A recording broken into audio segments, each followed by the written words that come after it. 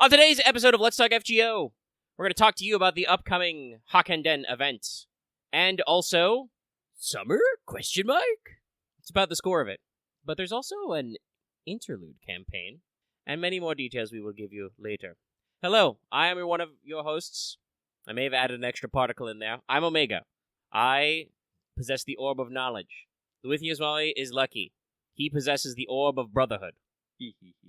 Anyway, I hope you're all enjoying Fate Grand Order, aka not quite the dog days of summer. And while we are here at Studio Meg, I'd like to bring you the latest in brain. Take two. I hope everyone is enjoying Fate Grand Order, aka not quite the dog days of summer. And while we here at Studio Meg, I'd like to bring you the latest in FGO-related news and memes. We will be talking about current and future events for both the JP and EA versions of the game, so anyone not wanting spoilers should work on their summer body. Make sure you don't hurt nobody. But yes, hello. Welcome to Let's Talk FGO. This show will be less long than the one we did last week. We were in the tank for 6 hours.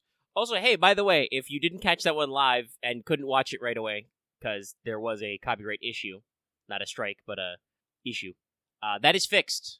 YouTube was able to auto-clip the clip, and it's back. So if you didn't see it, you can. Please go see it. Thank you. Thumbs up. Also, I hope you guys are ready for many dog-related jokes. It's been like 2 years. We may have already made a Dog Days of Summer reference at some point. I probably did. Knowing me, I probably did. It's been like 2 years. Nobody remembers. There's going to be a wash of comments which are going to be, Lucky made the exact same joke 2 years ago, and I'm going to be like, it was 2 years! What do you want from me? Also, I hope you guys are prepared for me to once again remind you how much I love Okami. I'm the guy who I do any remotely Japanese mythology related thing for Yu-Gi-Oh! Fail Betrayal. I will put the Okami soundtrack on. You cannot stop me. I only grow stronger. One of these days we are just gonna have to play Okami on. Probably. I tried to stream some of it, but had some issues with some. Capcom was annoyed about some of the cutscenes, but that was also like frickin' native streaming from my PlayStation stuff, so I'm sure it does not necessarily look or sound great. We can run an Okami. God, there's no good place to play Okami Den right now, though, is there? Is that on the Switch? No, I do not believe so. I believe that was trapped on the DS. Yeah. Oh, there's Cavil, too, a good boy, soon to be in command code form. And if you're wondering where some of those things I'm seeing are from, well, that's in our lovely Patreon chat area, because it's time for me to remind you that this show is brought to you by our patrons like Admin Hart, Black G, Tommy Zed, Carlos, Dragon, Flight Iceberg, Jeremy Vasquez, JDV9000, Just the Fake, Starlight, Legendary Boss Hunter, Liam Kessler, Rise of Kenji, Rogue Robin, Trevor, Shunpire, some guy named Bob, and Varian the Crow. If you like what you want to see us do more, consider supporting us on Patreon. Get access to episodes early and lots of other goodies, and it really helps us out. Thank you for your support, as always, patrons. And, many more things. Like I said, we got a patron chat running. Higher level patrons can listen to the show get recorded live every week, just like that live stream that happened last week. And at any level on our Patreon, you can access the Patreon chat, which lets you, look at thumbnails, see us post funny things, see what other people doing, see what the dog doing. I wasn't gonna say it, but you said it, now I feel foolish. I should have said it. Yeah, I mean, I said it reluctantly. I was like, what the dog doing? Actually reminds me, we should, maybe this upcoming week, block in some Helldiver time, if we got Probably, it. yes. They added a new double autocannon mech, and apparently we've decided to we're gonna use dark matter to destroy the super colony on Meridia or whatever. This is gonna end horribly. Yeah, probably, but the plotline's rolling again, so there might be some funny haha things to do. Also, if you haven't logged in a while, you'll probably get like 150 medals because people are actually clearing major orders now after a little dip. But we're not here to talk about that right now. First and foremost, we're here to talk about FGO.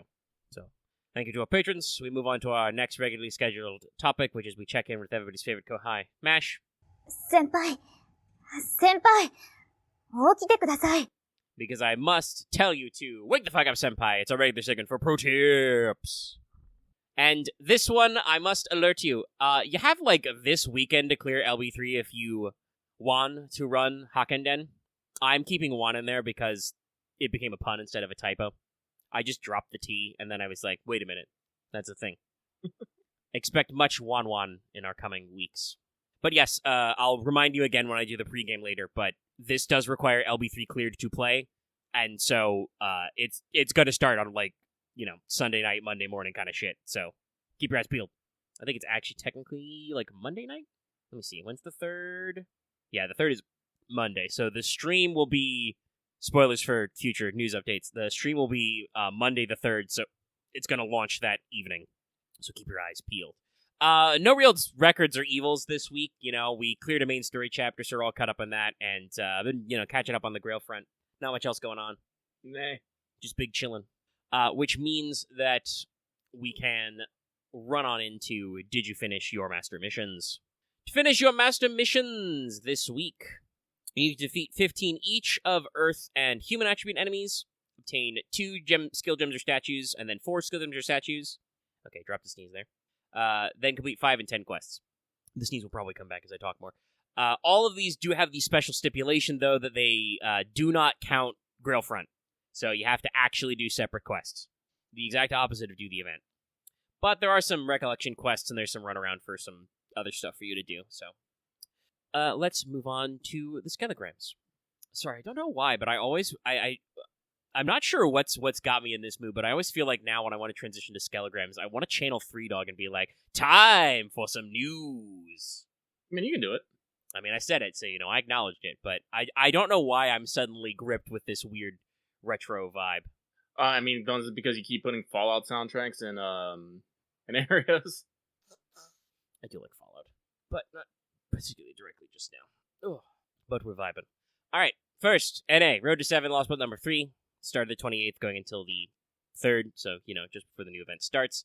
You've got 3 banners running. One's for Mothman Python, one's for Zhang Yu and Jin Yangyu, and the last one will be for Old Man Li and Prince of Lanling. Interludes for these and other LB3 servants are unlocked even if you don't have them summoned. This is a great feature to catch up on some stuff.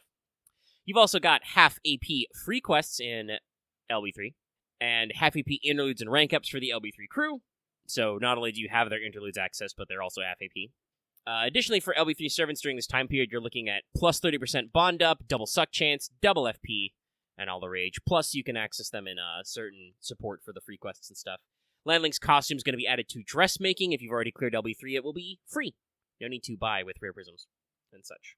You, of course, got your Recollection and Super Recollection quests. I've heard many people juicing over the Super Recollection quests as usual.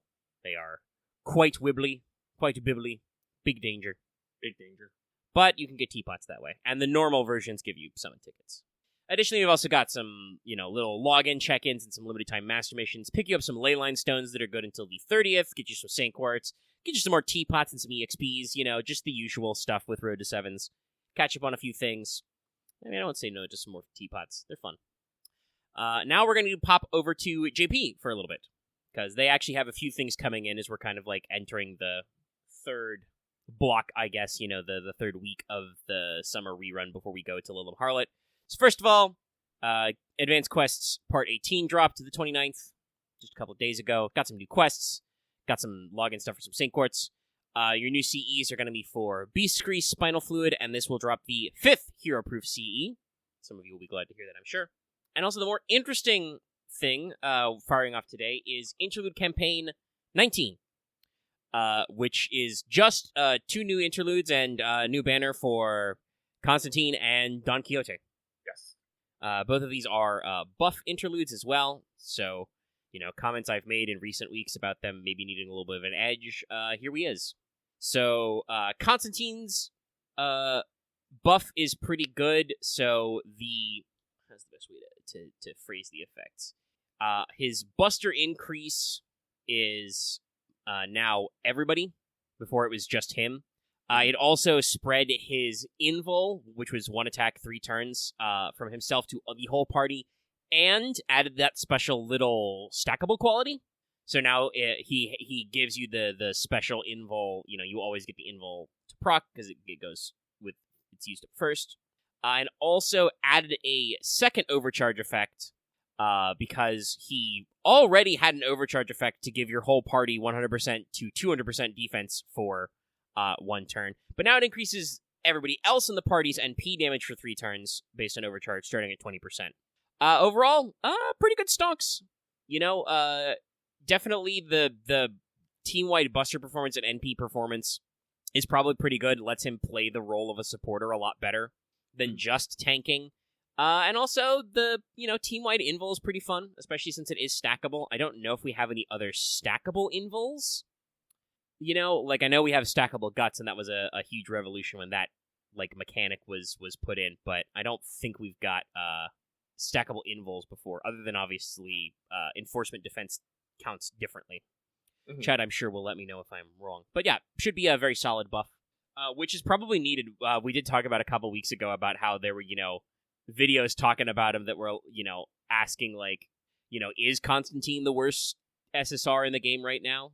And obviously, I mentioned before, I've been playing FGO since launch. It's very hard to think of any unit to come out in the past couple of years as the worst. But he could, he could use some extra stees, and here we are. The other is... I remember launch SSRs. You guys remember launch Artoria? Very, very plain Jane and basic. God, you remember how long it took them to fix Instinct? How one skill that gave you 20 stars every 5 turns just wasn't fucking doing it? Oh my, we get 20% team-wide attack up. So cool. Basic ass charisma. Yeah. I think a few A or A plus charismas have stayed with the 20%, but for the most part, charisma now is always 20% team attack and something else. But speaking of skills, the Dawn got a skill buff on his 3rd skill. This was the fiddly one. So it can still only be used while his NP gauge is 30% or higher, but it no longer costs his NP to use, all of his NP gauge. So it still only charges the party's NP by 30%, a max of 30%, but it no longer sucks up his. It also now gives him a 20 to 30% damage up versus super large enemies for 3 turns. So combined with his NP doing trait damage gives him a little more focus in that department. And also, the amount of stars it generates has been increased by 10, so it's now 20 to 30. All on a 5-turn cooldown. So yeah, this is another one where it's okay, we got rid of the demerit. The demerit was too harsh. You still need 30% NP, but that's not too hard to arrange. And, gives you some more proactive buffs. Yeah, we have a lot of fun. Buster Jean is a good way to think of it. God, also, you want to talk about rough SSRs. Y'all, Jean used to basically have only one skill that did anything, and also her NP stunned her for a turn after you used it. And it wasn't a debuff clear. That, while Jean, regular, Ruler Jean was clutch for me in the early days of FGO, she also kind of stunk. Her kit was rough. You basically just kept spamming your fucking arts cards with her to get her Noble Phantasm. You basically didn't fuck with her skills at all. Yeah, and you just prayed that you weren't fighting enemies who could, NP back-to-back and just, held out for that invul turn. Whereas now that not only does it not stun, but is a debuff clear, you can fucking spam that shit if you feel like it. And her skills actually do some things. Excuse me. But yeah, calling Constantine a Buster Jean is probably pretty good. He's got big stonks on that defense. Plus 100% defense for a turn is very cool if enemies still have, piercing anyway. And, team-wide invul is very useful. Dawn also comes out of this being great, so we'll look forward to those buffs. And, like we said, they're paired with interludes to do those increases, and a banner. Which, we must state for the record.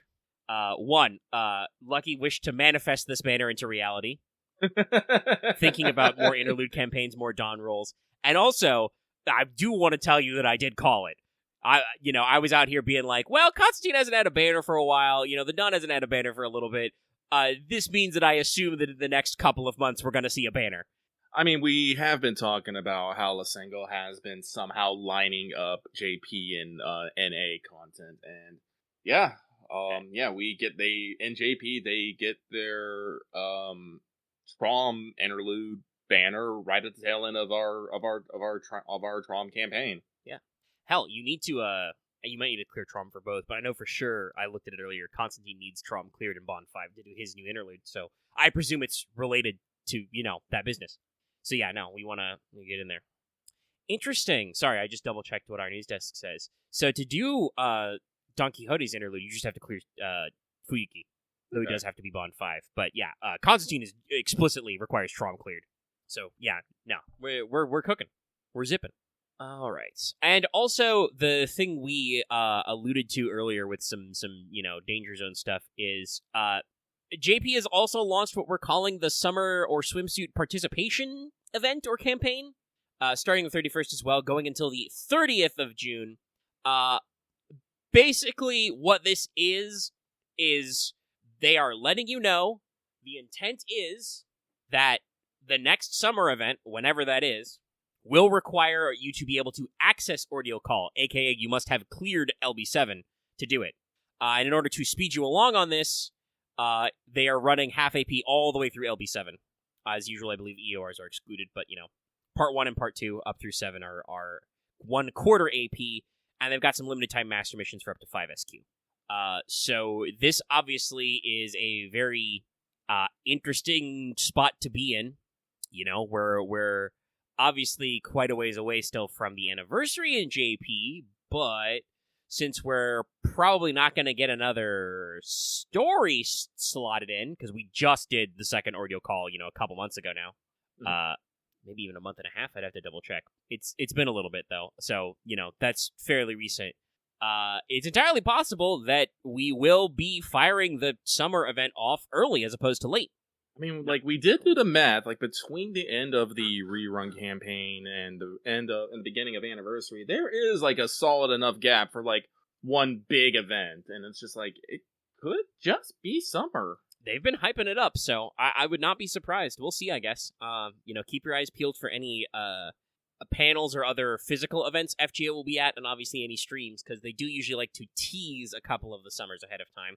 Now, obviously, we do usually see our brand new summer servants at Anniversary especially, but if we're going for an early drop this year, we might see them sooner. It's pretty wild. And also, a lot of people are firing up their speculation machines as well, especially with, it seems like, some of the more, Trom or LB7 related focus, calling in that we may be, involving more than one servant in a few things. A lot of people are putting their money on Summer Creme. I think it'd be great. But also, I want to go for the double whammy. I want Summer Creme and Summer Altera, so Creme could take both her husbands to the beach, or wherever they go. Ah, yes, the classic. Kremhild has 2 hands. Mm-hmm. It is kind of surprising that we have not actually done a Summer Altera. I mean, she has, an alt and an idol costume, so it's not like she's, completely unloved, but it's been a little bit. She's a launch saber. Speaking of launch sabers with rough kits, actually, I should double check. Did Altera have all 3 of her skills at launch? I don't remember. I don't think she did. I do not recall. I think she may have been missing one. I'm not sure. Hang on, let me double check. Once again, I would like to reiterate for people, some gold servants didn't have all 3 skills. Several bronze and silver servants did not have all 3 skills. Shit was wild. We did not know what we were doing. But, for those of you who... she had all 3. Okay, she did have all 3. Alright, good. Yeah, because she had Military Tactics, which was just MP Party, then Natural Body, and then Star Emblem. Funny enough, Star Emblem has not changed. Yeah, that was actually... It is still just 30% tack up and 15 stars. It's a pretty solid one, yeah. Yeah, it's her tactics that need to fix, because, once again, a team-wide 1-turn NP buff is very awkward. Yeah, it's 18%, by the way. Also true, yes. It's what we like to call rough. Early FG is full of weird numbers. Ooh, there's the sneeze. I found it. I lost it, but I found it again. Ugh. Throw it into the woods. But I would also like to remind everybody that I'm pretty sure both Artoria alters, the Lancer and Saber versions, have Charisma E for, plus 10% attack when maxed out or something silly. But yeah, speaking of knowing what we were doing, we do know what's coming up for NA. That's why we're doing the pregame, because they have announced officially we will have a little streamy sleamy. We're going to have our video check-in, broadcasting light, so it'll be a preview, not actually a stream, but the video will launch the 3rd, so yay. Yay! And that brings us to the end of the news. Ta-da! So, with that, let us move on over to this week's Let's Talk FGO Mailbag, the segment where we read what you have to say and comment accordingly. This week we have, give one last refresh, just in case. Oh, it mattered. We went from 7 to 8. You're welcome. So, we'll get through them all, and there's no time like the present, so let's begin right meow. Axe, don't you fucking correct me. I was literally looking at it. He may have been talking about the charisma. I don't actually know what the E rank was. Oh, okay. Also, this is a wag, though. You have, I think I've said this before to people. You have, 200 or 400 characters in a Discord message. Use them. Context. It's important. Anyway, mailbag. Yes, there we go. Charisma E maxed out at 12%. Thank you. That's much more informative. Good job. Sticker. So, mailbag. This first one comes from Monster Girl Aficionado, who says, Dear Lucky and Megan, no question this week, just sending good vibes, wah, wah, wah, wah, wah, wah, wah, and wishing you well. Keep up the great work. Well, thank you very much. I hope you do well, too. Hope your weekend is fan-fucking-tastic. I just realized that if I ever just started saying fan-fucking-tastic and I pause on the fucking, it'd be very awkward. We must be careful. You gotta be careful. Sorry. Just in case, I just hope your fan-fucking... Just go. No, can't do that. I have to seal that away. So, next one. This one comes from the Tyrant King shaking his magic 8-ball to see if my future gotcha look is good. Future hazy. Try again later. Hey guys, with JP prepping people for this year's summer, who do you think will be the ones to get a swimsuit? Also, Lucky, what summer anime are you looking forward to? Anyway, that's it for me. Sending good vibes your way, and hope you have a great evening. Oh, there were actually a couple I was thinking about. Shit, what were they? Well, one I can't pronounce. What you're thinking. I have a joke, of course, which is I must say, remember, don't use both Magic 8-balls. That's a 14-stream joke. Check them out. I beat Endwalker this week. The, regular, 6.0, not the full shit. That's right. That's what was coming out. Let's see. But, chat, also, while Lucky's perusing the list, do we have that, image I think somebody posted of, the female servants who don't have swimsuit versions yet who are within, the window? I feel like that's been circulated on the Discord before. Anybody remember that? Because I feel like there's a chance to cross some stees off the list. What? They're making a Sakuna of Rice and Ruin anime? What? I had not heard that. No, I didn't know that either. It was being done by PA Works, so... Yeah, but I actually did beat that game, so I'm gonna have to check it out. But if we're talking about animes that I'm actually playing, I don't know if I'm actually excited for it, but I gotta see what happens with Isekai Suicide Squad. Yeah. Sorry. It looks like it's got some good quality and stuff, but it's just in all my years, this is not exactly what I was expecting, to come out, So I'm probably gonna another one another isekai I'm looking out for is Isekai Shikaku, which is a isekai story loosely based on was it Dazai? Or basically a famous Japanese author's No Longer Human story. It's quite funny. I love reading the manga, so I'm excited for that. Other than that, because I like things when they're fucking crazy, I'm also super excited for Shika Noko Noko Koishitantan. That's the one with the deer girl, and just madness. Also, we're getting Plus Size Elf this July, so yeah. Very interested in that. Own several volumes of that manga. It's good. Follow the artist on Twitter. He knows what's up. I do believe that... Yeah, no, it says right here, the Off and Monster Season original net animations of Monogatari should be coming out as well, and I do love me some of that. But when it comes to Summer Servants, like I said, I will forever stand Summer Lip. I know that we have to get over the Takuchi wall, but that is one that I will always request. Also, like I said, pretty strong feeling for Summer Kremhild and maybe Summer Altera, probably with a sea costume as well. I definitely need to see family antics between the was it the Nibelungenlied? Yes. Yeah, that's the German version. Yeah. The Norse one is the Volsunga. Okay. Other than that, like I said, I do think it is about time for a Summer Coin Skaya. Just because I do think that'd probably be a pretty strong pool. I would be remiss if I once again did not go to bat for chat and myself. Summer Eresh. Yep. Summer Eresh. But the one that I hope and pray and beg for, Summer Tiamat. Yeah. That would be pretty rad. We're just inside the 1-year window because the rerun's about to hit. So I know, but still, give. It might be a little too soon, but I'm on that cope. But we will see from there. They're probably going to pull out something As they usually do, like with summers, usually they hit like one or two, or people usually hit one or two of them, and then the rest are just like out of left field. But we will see. We will see.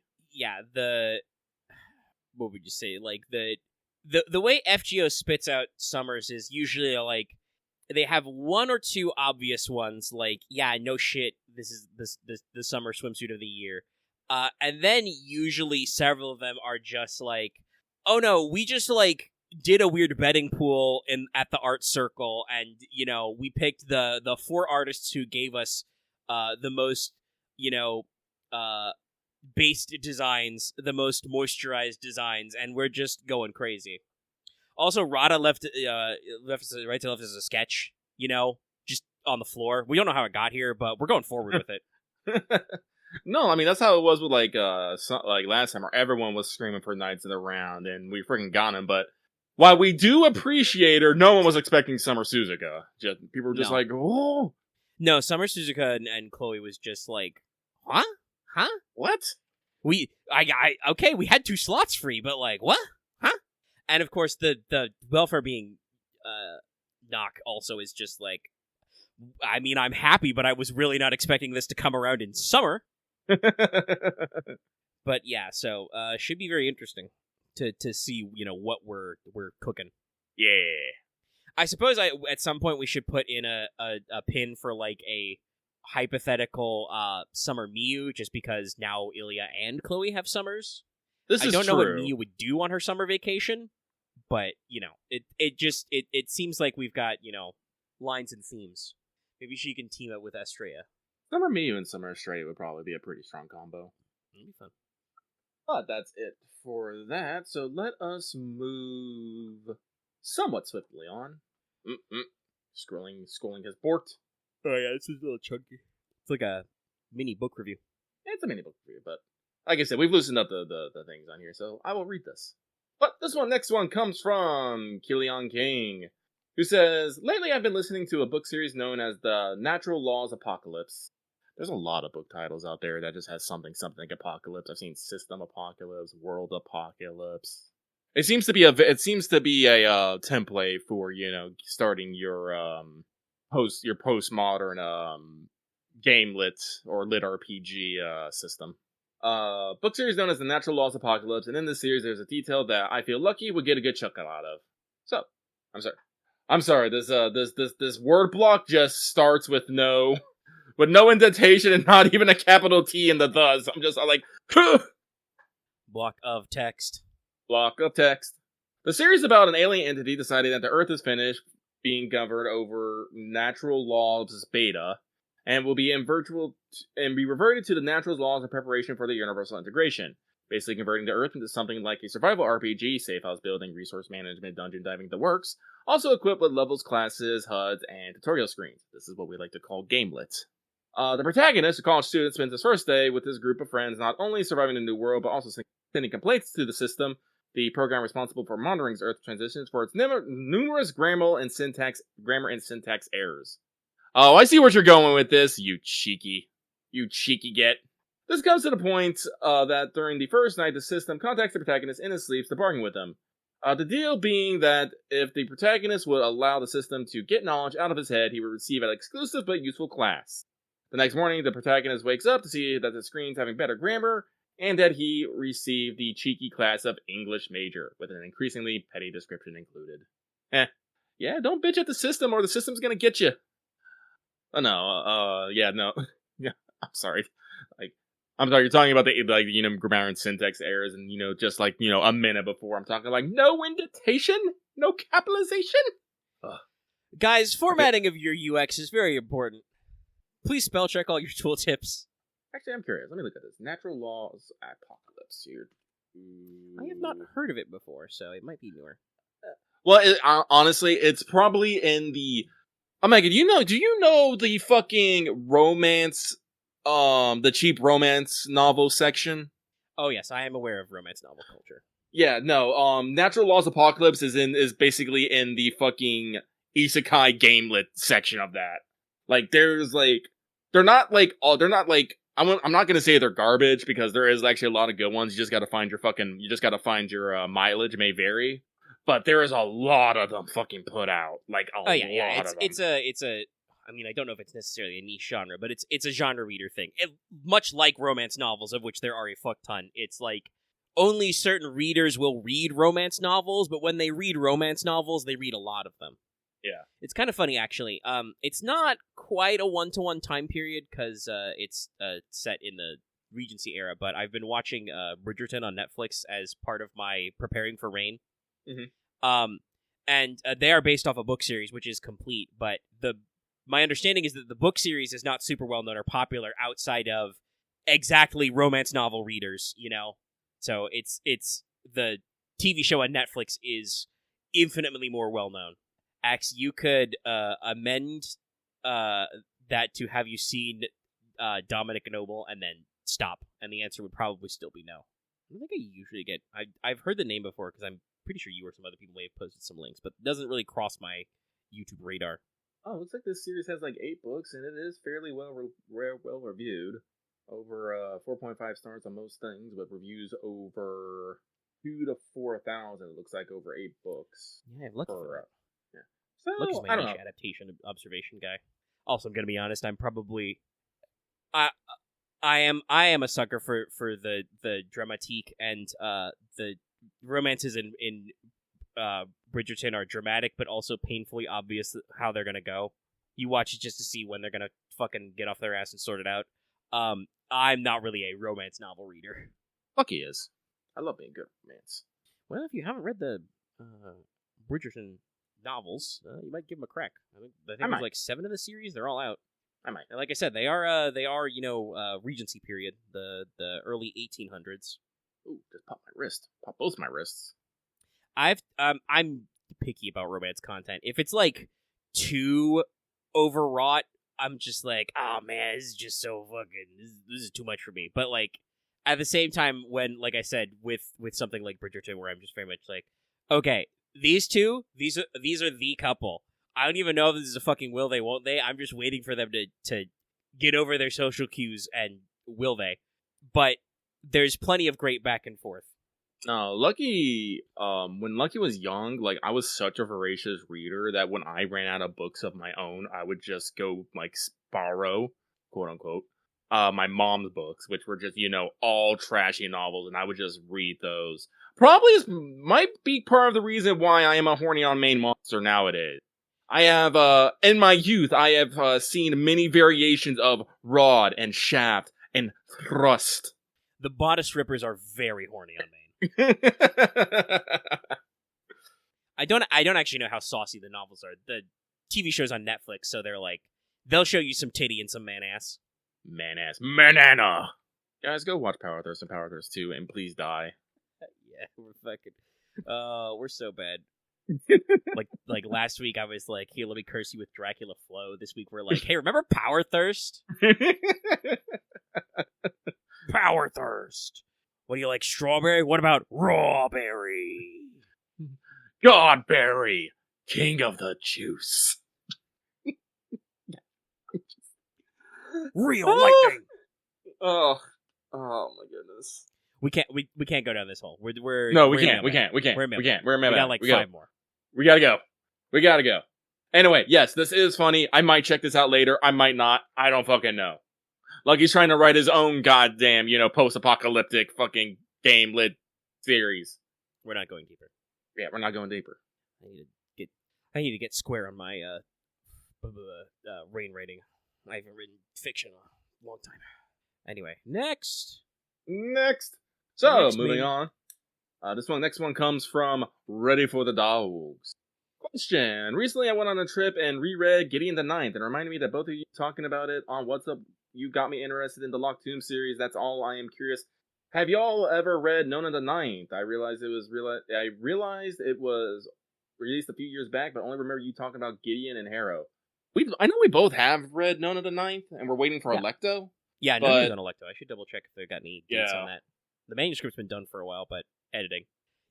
Also, as just, gags you can't see, this person asks, oh, have you ever read Nona? I just stare at the trilogy on my bookshelf.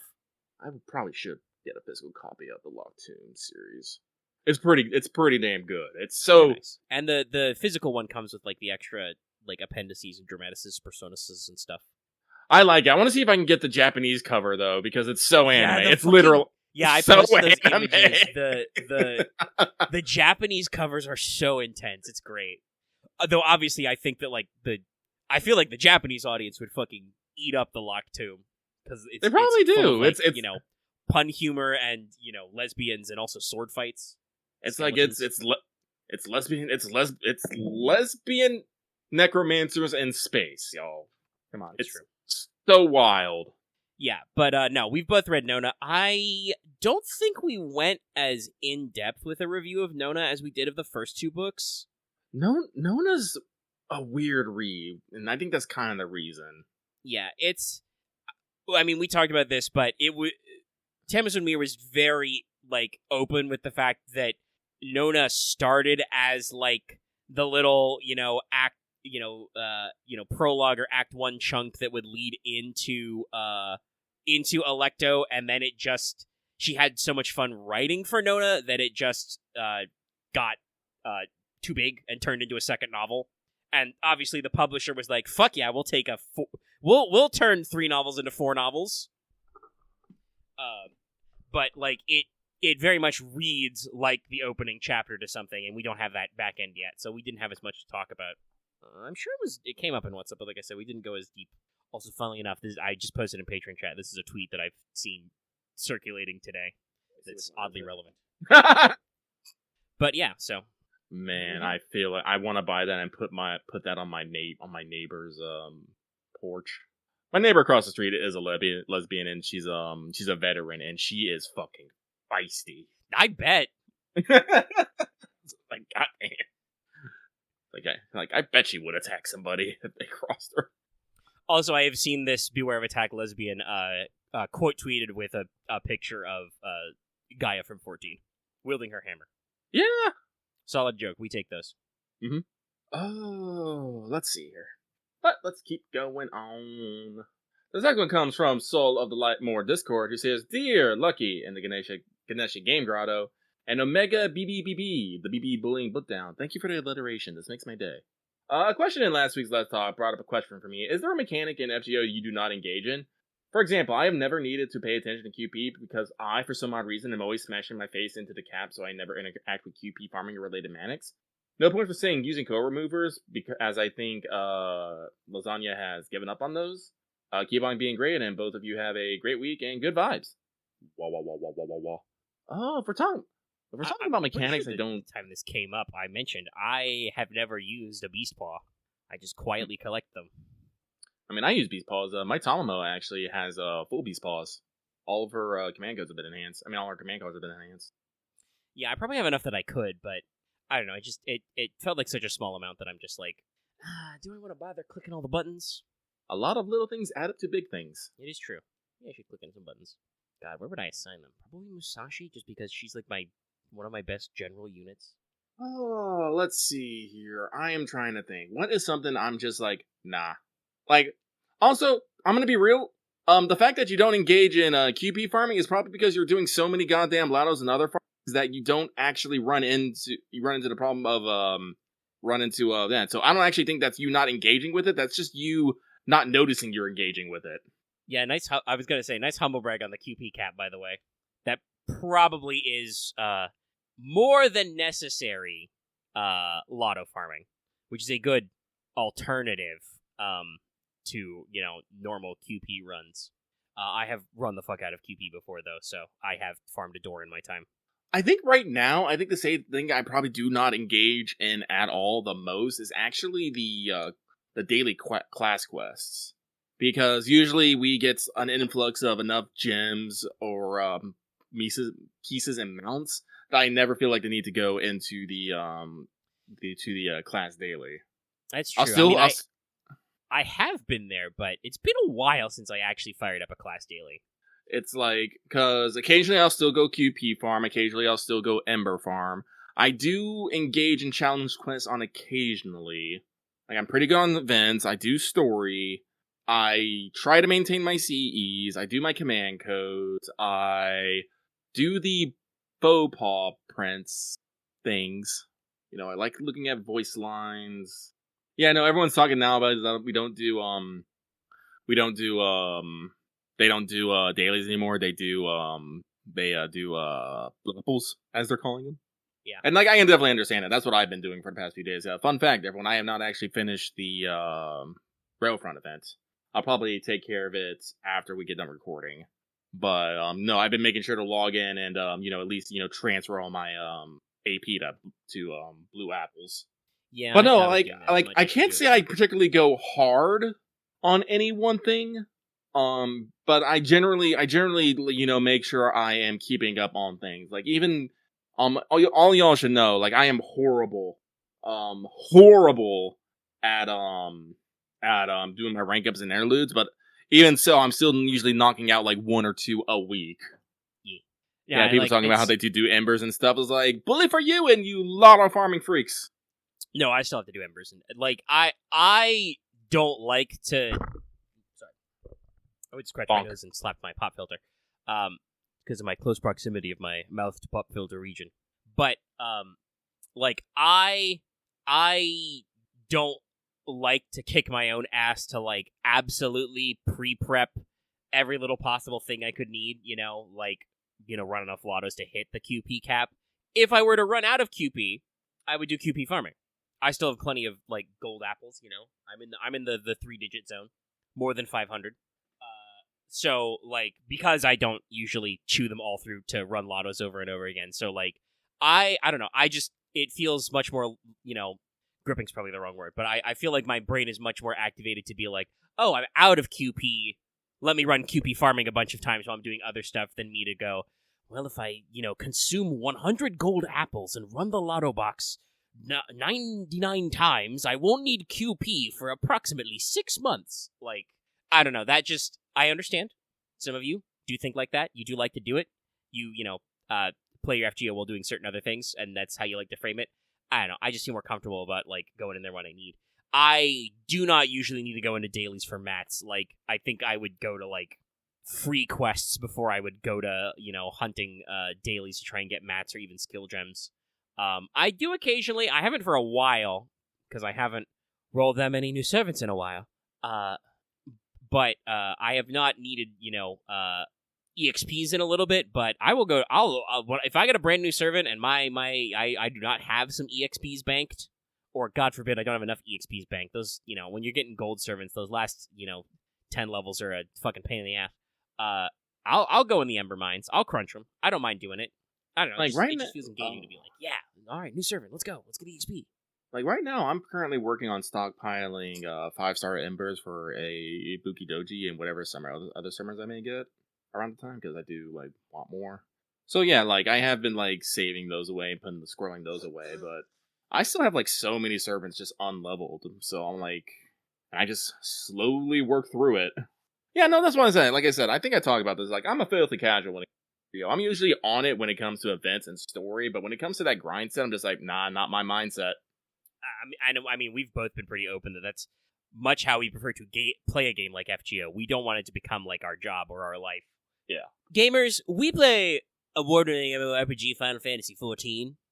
If I need to just play content endlessly, I have a hobby for that. I say, being AFK in my squadron barracks right now. I'm playing Memory of Goddess. Nice. No, it's real good. Sorry, I paused my nice there because I had to blow my nose because I don't know why my fucking sinuses are clocking me today. I can understand why people like Vampire Survivors now. But yes, no, we have to put in the time to 14. Now, Megan's got to put more time into FF14 because we realized he actually only has 3 weeks. Yeah, there's technically a 48-hour maintenance in the 2 days before Dawn Trail Early Access. So we're still doing. I said already, we're still doing double streams. We're gonna crunch that shit. Crunch. Hell, I've been trying to fucking do some Endwalker Blue quests, close some things. I found Hildebrand. I may do that. I may save that just in case we have free time for a stream, just because I'm sure it'll be super funny. But we'll grab it sometime. Mm-hmm. I actually need to go down the line of the guy I think I found one of the raid blue quests to start, because we're not doing those on stream. The whole business. So yeah, like with FGO, it's like I could play FGO that vigorously, and there are times when I will, go that deep when I got new shit to do, but I don't play it that thoroughly. Going to sip some water. Hydrate. I'll do that. So, with that, let's keep moving swiftly on. And we go on over to Agent 418, who says, "Hello, Lucky Omega. Have a good weekend, y'all. Thank you very much for your well wishes. I am going to try and have a good weekend. I hope everyone out there listening is having one as well." Good weekend. So, we move on to the next one. Next one comes from getting attacked by good doggos. This actually reminds me, we actually, my next door neighbor has like 3 dogs, and they're generally just kept in the bag and just left to, be little shits, but because they're little shits, they keep wanting to get to Buster, our dog, and so they're constantly like jumping on the fence. The fence that we put in, that, me, my roommate, and his dad all, spent like a weekend putting up because the dogs kept jumping on the old fence and broke it. Well, guess what? After a couple years of doing it to this, chain link fence, they have warped the metal. They have warped the metal enough so that they can, scramble over and come into our yard. So occasionally I just go outside and there's just another dog there. I'll be like, "Hello, Dad." And I'm like, "You did it again, didn't you?" And he's like, "Uh-huh." Luckily they are... Hey, I'm here. I'm new here. This is my place now. This is my yard. Dog, do you not understand the concept of property lines? No. And, and like I said, he's like a rot mix, like a black, no, more like a black, I don't know, actually. Now that I think about it, I actually don't know his breed. It's a mid-sized dog, but it's like short hair. I do love the phrase mid-sized dog, like we're talking about cars. That said, much like car body types don't necessarily make any sense, dog breeds are also a dark forbidden art. Yeah. I am not part of the American Kennel Society, so I don't fucking know, man. Yeah, I don't know. It's either a mid or large sized dog. Like it can it's a dog shaped dog. If it gets up on his back legs, he can put his front legs on my chest, which it likes to do because it loves to jump on people. And the neighbors don't trim his claws ever. Oh. So while nature is supposed to trim those back on their own, but it's okay. I perfectly understand. We have 2 fucking cats. I do not know what the younger cat does to her fucking claws. Even though I know she uses the scratching posts and shit, they never get dull on their own. We have to trim her nails. I bet she loves that. Well, she's a little fatty, so we've coerced her. I give her a treat after I clip her claws, so she'll get a little fussy, but the moment you're done, it's just like, okay, I deserve a treat now, and I'm like, all right, yes, follow me, you get the treat. Such a little drama queen, that one. But her mother was an outdoor cat before, we brought her into our house, and yeah, I don't think we've ever needed to trim her nails, which is good, because I don't think she'd stand for it, like I said, she was a feral cat before, so, she enjoys pets, she'll take a food, she'll rub against your shins, but never been a cat for, being picked up or anything, so, it's good that she can manage her own nails, but like I said, I don't know how the little one does it. But yes, yeah, big old dog, and every time I catch him in he's like, "Hello, hi, I would like you to pet me now," and I'm just like, at this point, usually I just throw him in bag with Buster because it's like one of those weird things. Like if they're on the opposite sides of the fence, they will just bark at each other incessantly. Mostly with them barking because Buster's a little shit who will just rile them up and then just sit there quietly watching them. But if they get in the same area, no, Buster's really cool with the black dog, and I'm just like, go play. Yeah, I'm not. It's been a while since a few years since we've owned dogs. I'm not an expert on dog psychology, but I think there is something about dogs and fences or windows. If they feel like there's a division there, they're like, hey, who are you? Are you coming in my space? Hey, fuck you. But once we're together, it's just like, oh yeah, this guy's just here. I don't know. It's some dogs are very territorial and can be very aggro, but a lot of them I feel like are just it's like if you walk up and ring the doorbell, the dog is like, hey, who the fuck's that? Who's there? Pulling out their dog Glock and just who the fuck? Dog Glock. No. But, you bring somebody into your house and they're just like, hey, hi, how are you? Hey, pet me. Hi, hello, welcome, come in, pet me, feed me. Did you bring treats? I don't know. There's definitely something about dog behavior there that I don't catch off the top of my head. Buster's weird. I've told you, Buster nips people. Like he never full on bites people. But if he doesn't like necessarily like you or think you're suspicious, he'll give you a quick "nyip" on your hand or on your leg, and be like, "Hey, who are you?" And that's what he usually does with the dogs too. But it is like after a while, he's just like, "I see." So I don't know, it's weird, but no, just thinking about being attacked by good doggos, I'm just like, yes, no, I know this feeling. It's slightly painful. I think I still got some scratches on my arm because it happened. Was it yesterday or the day before? I don't remember. Yeah. No, I know that one. Anyway, this person has written things. They say, "Good evening, Lucky and Omega. No questions this week. Just realizing I've been in my new job for a year now. Probably not new anymore. Hope your rolls are blessed by best dog. Unfortunately, I will not be rolling. I shouldn't have rolled on Charlie. I really shouldn't have. Oof. My money is vanishing, and I can't have that. Been looking for more work, but still nothing. See, this is what happens because I do not my job history is kind of all over the place. Lucky is kind of a vagrant. He's a drifter, so I don't have out on his own.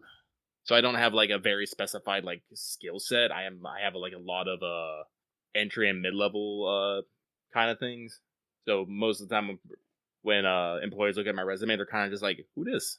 What does this person got going on?" And I'm just like, "A lot." Employers are usually looking for someone with tall experience, not wide experience.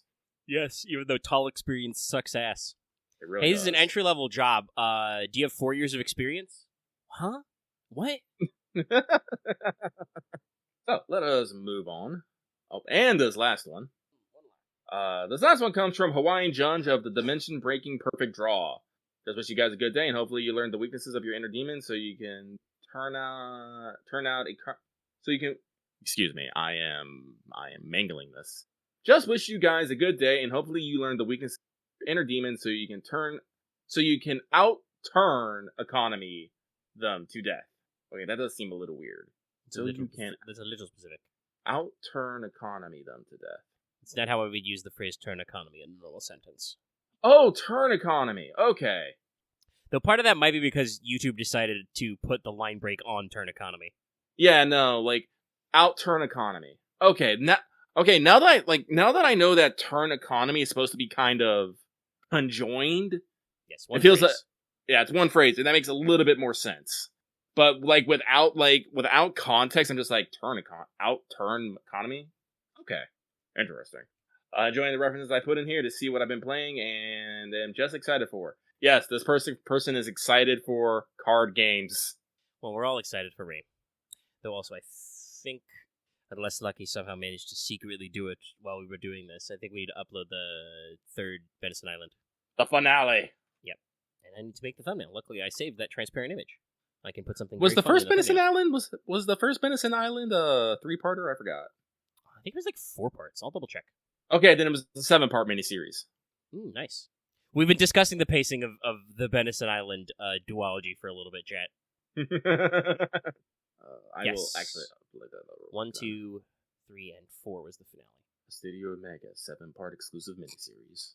Just edit in the fucking HBO intro over it, the old school one, with the TV static. I remember that one. Yeah. I don't know if they still do that. I doubt it. The HBO static the HBO static was super fucking 90s. I mean, they were still doing it on the earlier seasons of Game of Thrones, but they may have moved away because they fucking started rebranding everything. To Benison Island 3. Next. Turn up the thumbnail for that. I'll jump it up. All right. Yes, I don't know if we'll actually get into it, but we are so close to starting Rain. I'm just like, yes. Yeah, we're cooking. We're finally really cooking, and I finished the actual body of the prologue earlier. Everybody's got their characters in order. We're working on extra fluff and mechanics in the back, since there are actually some notes about sorcery and stuff I'm working on. So we're cooking. We hope you look forward to seeing, and I do believe a decent number of people did click on the Session 0, so enjoy Session 1, which will be, I don't know how much of it will be on the boat per se, but a lot of it will be character relationships. We gotta do the setup. Also, everybody get ready to run your fantasy casting gamut. And also, I hope everybody's ready to see how many different Game of Thrones accents Omega can do. The players are not required to do accents, but yeah, I just have to figure out a way to verbally distinguish all the different characters.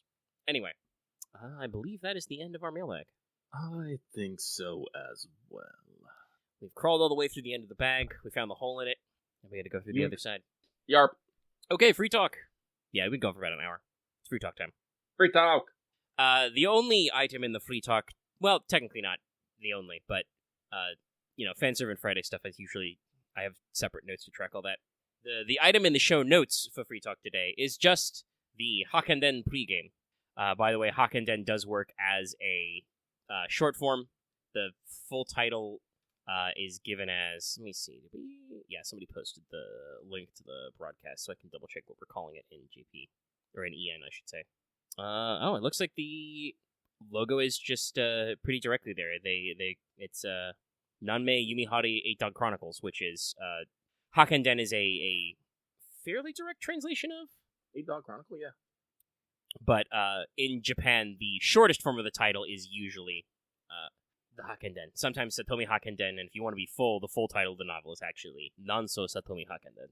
But it's coming, and so we're going to talk to you about it. The Hakkenden is a points ladder event. It requires LB3 cleared to participate, as I mentioned before, so make sure you are caught up if you are a newer player. Obviously, a decent number of our listeners will be fully caught up because they, were part of our Trom process, but, if you're newer, check it out. And honestly, it's pretty typical stuff. You're going to clear main quests to unlock free quests. Free quests give you currency and what at least were translated before as rough EN points. I hope the pun stays, and if not, we come up with a new pun. Getting more points unlocks more main quests and more rewards. Yay. But wait, there's more. As you progress with the main story, you will collect doggos, and you can send the doggo warriors on expeditions. These give you points and other rewards. So the expeditions have a time to return, usually like 8 or 12 hours. If you pick the correct doggo, it goes faster. So it's kind of like the hot springs for like tower events, but instead of rest, you get rewards. They do require an item to start, usually a single mat, like 1 evil bone, 1 hero proof, etc. But these are returned to you when it's complete. So if you're flat out broke, you got to be careful what you can do, but you will get them back if you have at least a few in your back pocket. You also, when they're completed, will get usually some other materials or currency and the ruffian points. You can turn on push notifications, so you always know when your expeditions are back. It's similar to the QP and FP fields of that one. Guda, thank you. Yes, I don't know why I blanked on that for a while. I went Guda gone. Also, as an important note, you cannot start new expeditions once the event period ends, but if you sent out your dogs before that, you can still collect ones after it ended when their timers expire, so you can just keep looping them up to get your stuff back. Now, your mine questos are going to be in 16 sections. This will provide you with a 3-star CE, 14 St. Quartzes, and 1 Holy Grail. Now, this is an LB3 clear event, so expect some level of difficulty here, but also not the hardest. Most of the MSQ is pretty normal. We've got mobs at like 50 to 60k, sometimes a little higher. Your boss mobs are going to be like 80 to 120k HP, pretty normal stuff. There's a pretty decent variety of enemies. Do expect a fair number of berserkers, but we do have 2 new mobs with this. We have Big Centipede. Oh, Mukade. These are berserkers, and they drop stand arrows, so we have a new stand arrow enemy. And also, I'm kind of shocked we didn't see them before, but Bakeneko, caster enemies. They drop ghost lanterns. There's a couple of fights that have notes. In general, expect a couple of these to be using 1 or 2 NPCs only. So, we're kind of like broken into sections where you'll do like NPC only fight, main story fight, etc., back and forth. Now, there is an interesting note here that the fight dubbed Nansei Third Arrow will have you use your only story support available will be NPC Bakken, but she can't use her NP, but she does get Star Absorb and stars per turn. So an interesting combo of buffs there. And the last 2 nodes are actually some serious fights. First, in 6th Arrow, it's called, you have to defeat an archer boss twice. First time, 200k, 260, 280k, very nice round numbers. Fight ends when you break both the bars when you get to the last HP bar. The second fight is 160, 213, 293k HP. And both times you do this fight, there are going to be adds with them who are sub 100k HP, but they also have access to taunts and some hard defenses for themselves, so just distracting you from finishing the boss. Also, this boss's NP will pierce invul, so watch out for that. The final boss is going to be a little more annoying, though. It's going to be a rider who's going to, on turn 1, give themselves 8 stacks of debuff immune, charges their NP bar all the way, and gives your whole party 1-time buff block. So be careful. The NPC is trying to kill you. I know most of them do that, but this one's like for realsies. You've got 213, 270, 356k HP with adds, just normal mobs though. On break number 1, the boss will gain a passive to drain you 10% NP on normal attack and charge their NP 1 tick. Oh, Jesus. And on break 2, they get an unremovable 50% attack and defense up for 8 stacks. 8 times defense up and 8 times attack up. Guys, have you noticed the theme of 8s? So yeah, like we're definitely like putting you through your paces of an LV3 type clear. You know, where the HP values aren't crazy, but this boss will slap you if you're not careful. Now, your free quests are gonna follow the standard formula. They're all monoclass for the most part. It's only the 90++ that's not.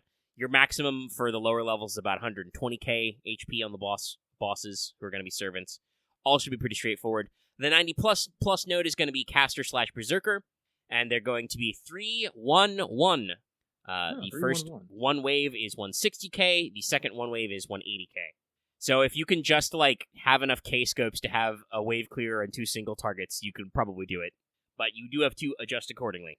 So no weird like 2-1-2 shit. It's 3-1-1. So that's probably doable. Wait, what's the class on it? Casters and berserkers.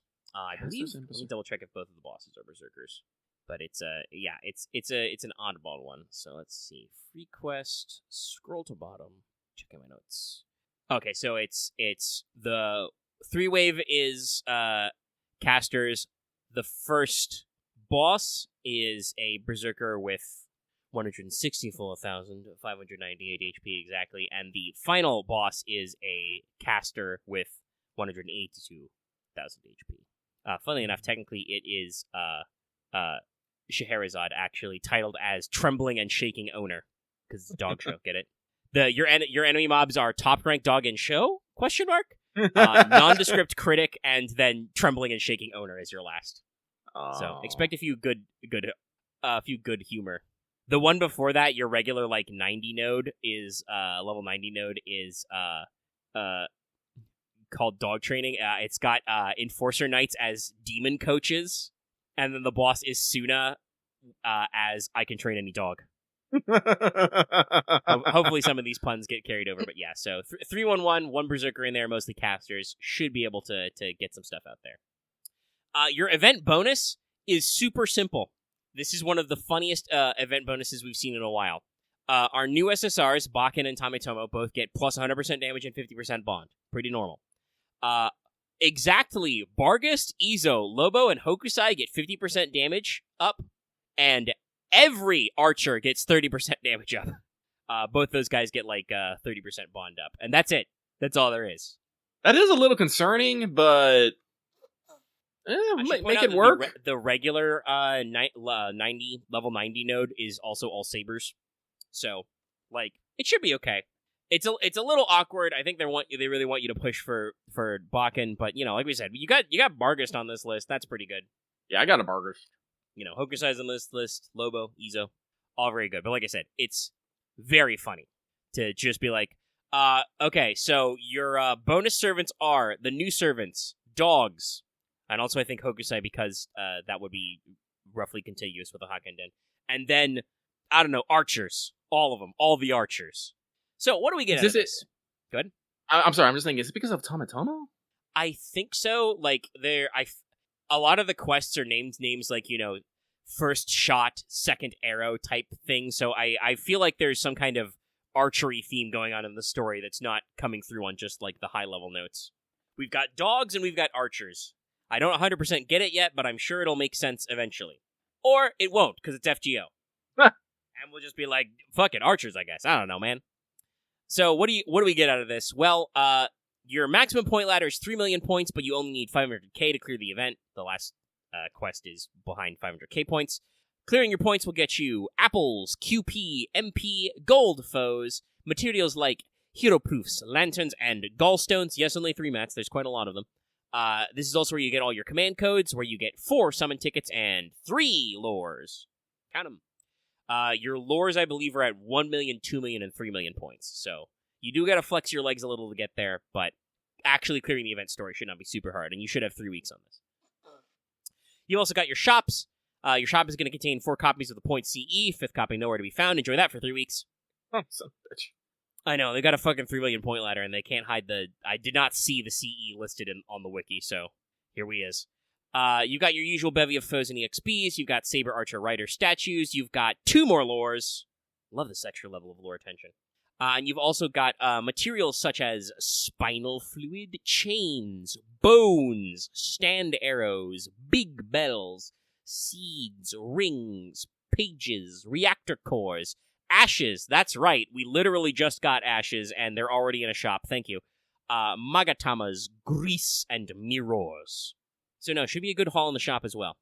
We've also got some stuff added to the RP shop, the Rare Prism shop. Izo's costume is added. If you've cleared Solomon, it is free. Otherwise, it costs you 5 RP. And Hokusai's Trial Quest is added to the RP shop. It costs you 1. If you've cleared it already, cleared Salem, it is free. So just catching you up on some funny stuff. Also, it's funny you make the joke about 1 million QP, but the QP rewards actually stack up to like 3 and 5 million a pop, I think, at the higher level point rewards. So if you're juicing, you're jonesing. Points ladder, baby. Also, we'll get Izo and Lobo rank up quests with this. So just some fun stuff to catch up. And because this event is 3 weeks, you should be looking at 3 summon banners. First one will be the limited rider, Kokete Bakken. The second will be the permanent, but still cool, Archer Tametomo. The third banner is going to be a Hokusai rerun. And on all 3 of these, you're looking at the bonus CEs for currency, and you're looking at Lobo and Izo up all the time. Izo, the least limited 3-star in existence. Listen, people really like him, so we put him on a lot of banners. And honestly, that should be it. I'm very interested to see what the writing is like, because it seems like we've got, a decent side of comedy, but also we get to collect dogs. That sounds cool. Yeah. Dog missions. Dog dispatch. Boom, got it. Made it alliterative. So yeah, no, that's going to be pretty cool, and should be a healthy time to settle in for those 3 weeks there. And yeah. But that's the end of the pregame. I hope you have a fun time on this. Let us go now to Fan Servant Friday, as voted on by our patrons at the 5 and up level. Every month, you get to vote on a fan servant design that I have, and we get to discuss it with the group. Usually you like these. This month, because there was a tie, Lucky picked, and we shall be doing one Beethoven, Ludwig van Beethoven. I shouldn't be mean to Beethoven. I fucking love his music. Beethoven the Berserker. Normally you'd think, music caster, but honestly, Beethoven is a colorful guy. He was known to be very phlegmatic, as we might say, very energetic. You want to talk about like funny interaction relationships? Beethoven was actually a huge fan of the ideals of the French Revolution, despite himself being German. And he was a big stan of Napoleon right up until Napoleon crowned himself emperor. At which point, I don't remember. Let me double check which symphony it was. Yeah, it was supposed to be. I think it was the 3rd, Eroica. He originally titled that one Bonaparte and designed the 3rd symphony for Napoleon. But when Napoleon crowned himself emperor, according to history, he scratched out the title and the name of Napoleon from the front page of the manuscript. And went so far as to say when he published it in 1806, the subtitle, "To celebrate the memory of a great man." Oh, wow. So, Beethoven absolutely qualifies as a berserker. Also, he was known to be pretty crotchety. He would, berate his, musicians in his orchestra and patrons. Would occasionally, throw shit at them. I think at one point he, chased somebody out with a stool. He, despite being a great composer, wonderful man of work, he had some vibes. He once said, though, that music is greater than philosophy, which is pretty neato. So, Berserker, chaotic good, stats, strength D, endurance C, agility C, magic power C, luck D, NP A+. Madness enhancement EX. If FGO can do it, I can do it too, baby. Honestly, Beethoven probably doesn't seem that berserk, but he's really interested in music. You get him up on musical theory, he'll probably go crazy. Yeah, I'm about to say that sounds like a type of madness enhancement. Maybe like a specific one. Like, honestly, I kind of feel like character design wise that Beethoven is like the nightingale of music as terms of a servant.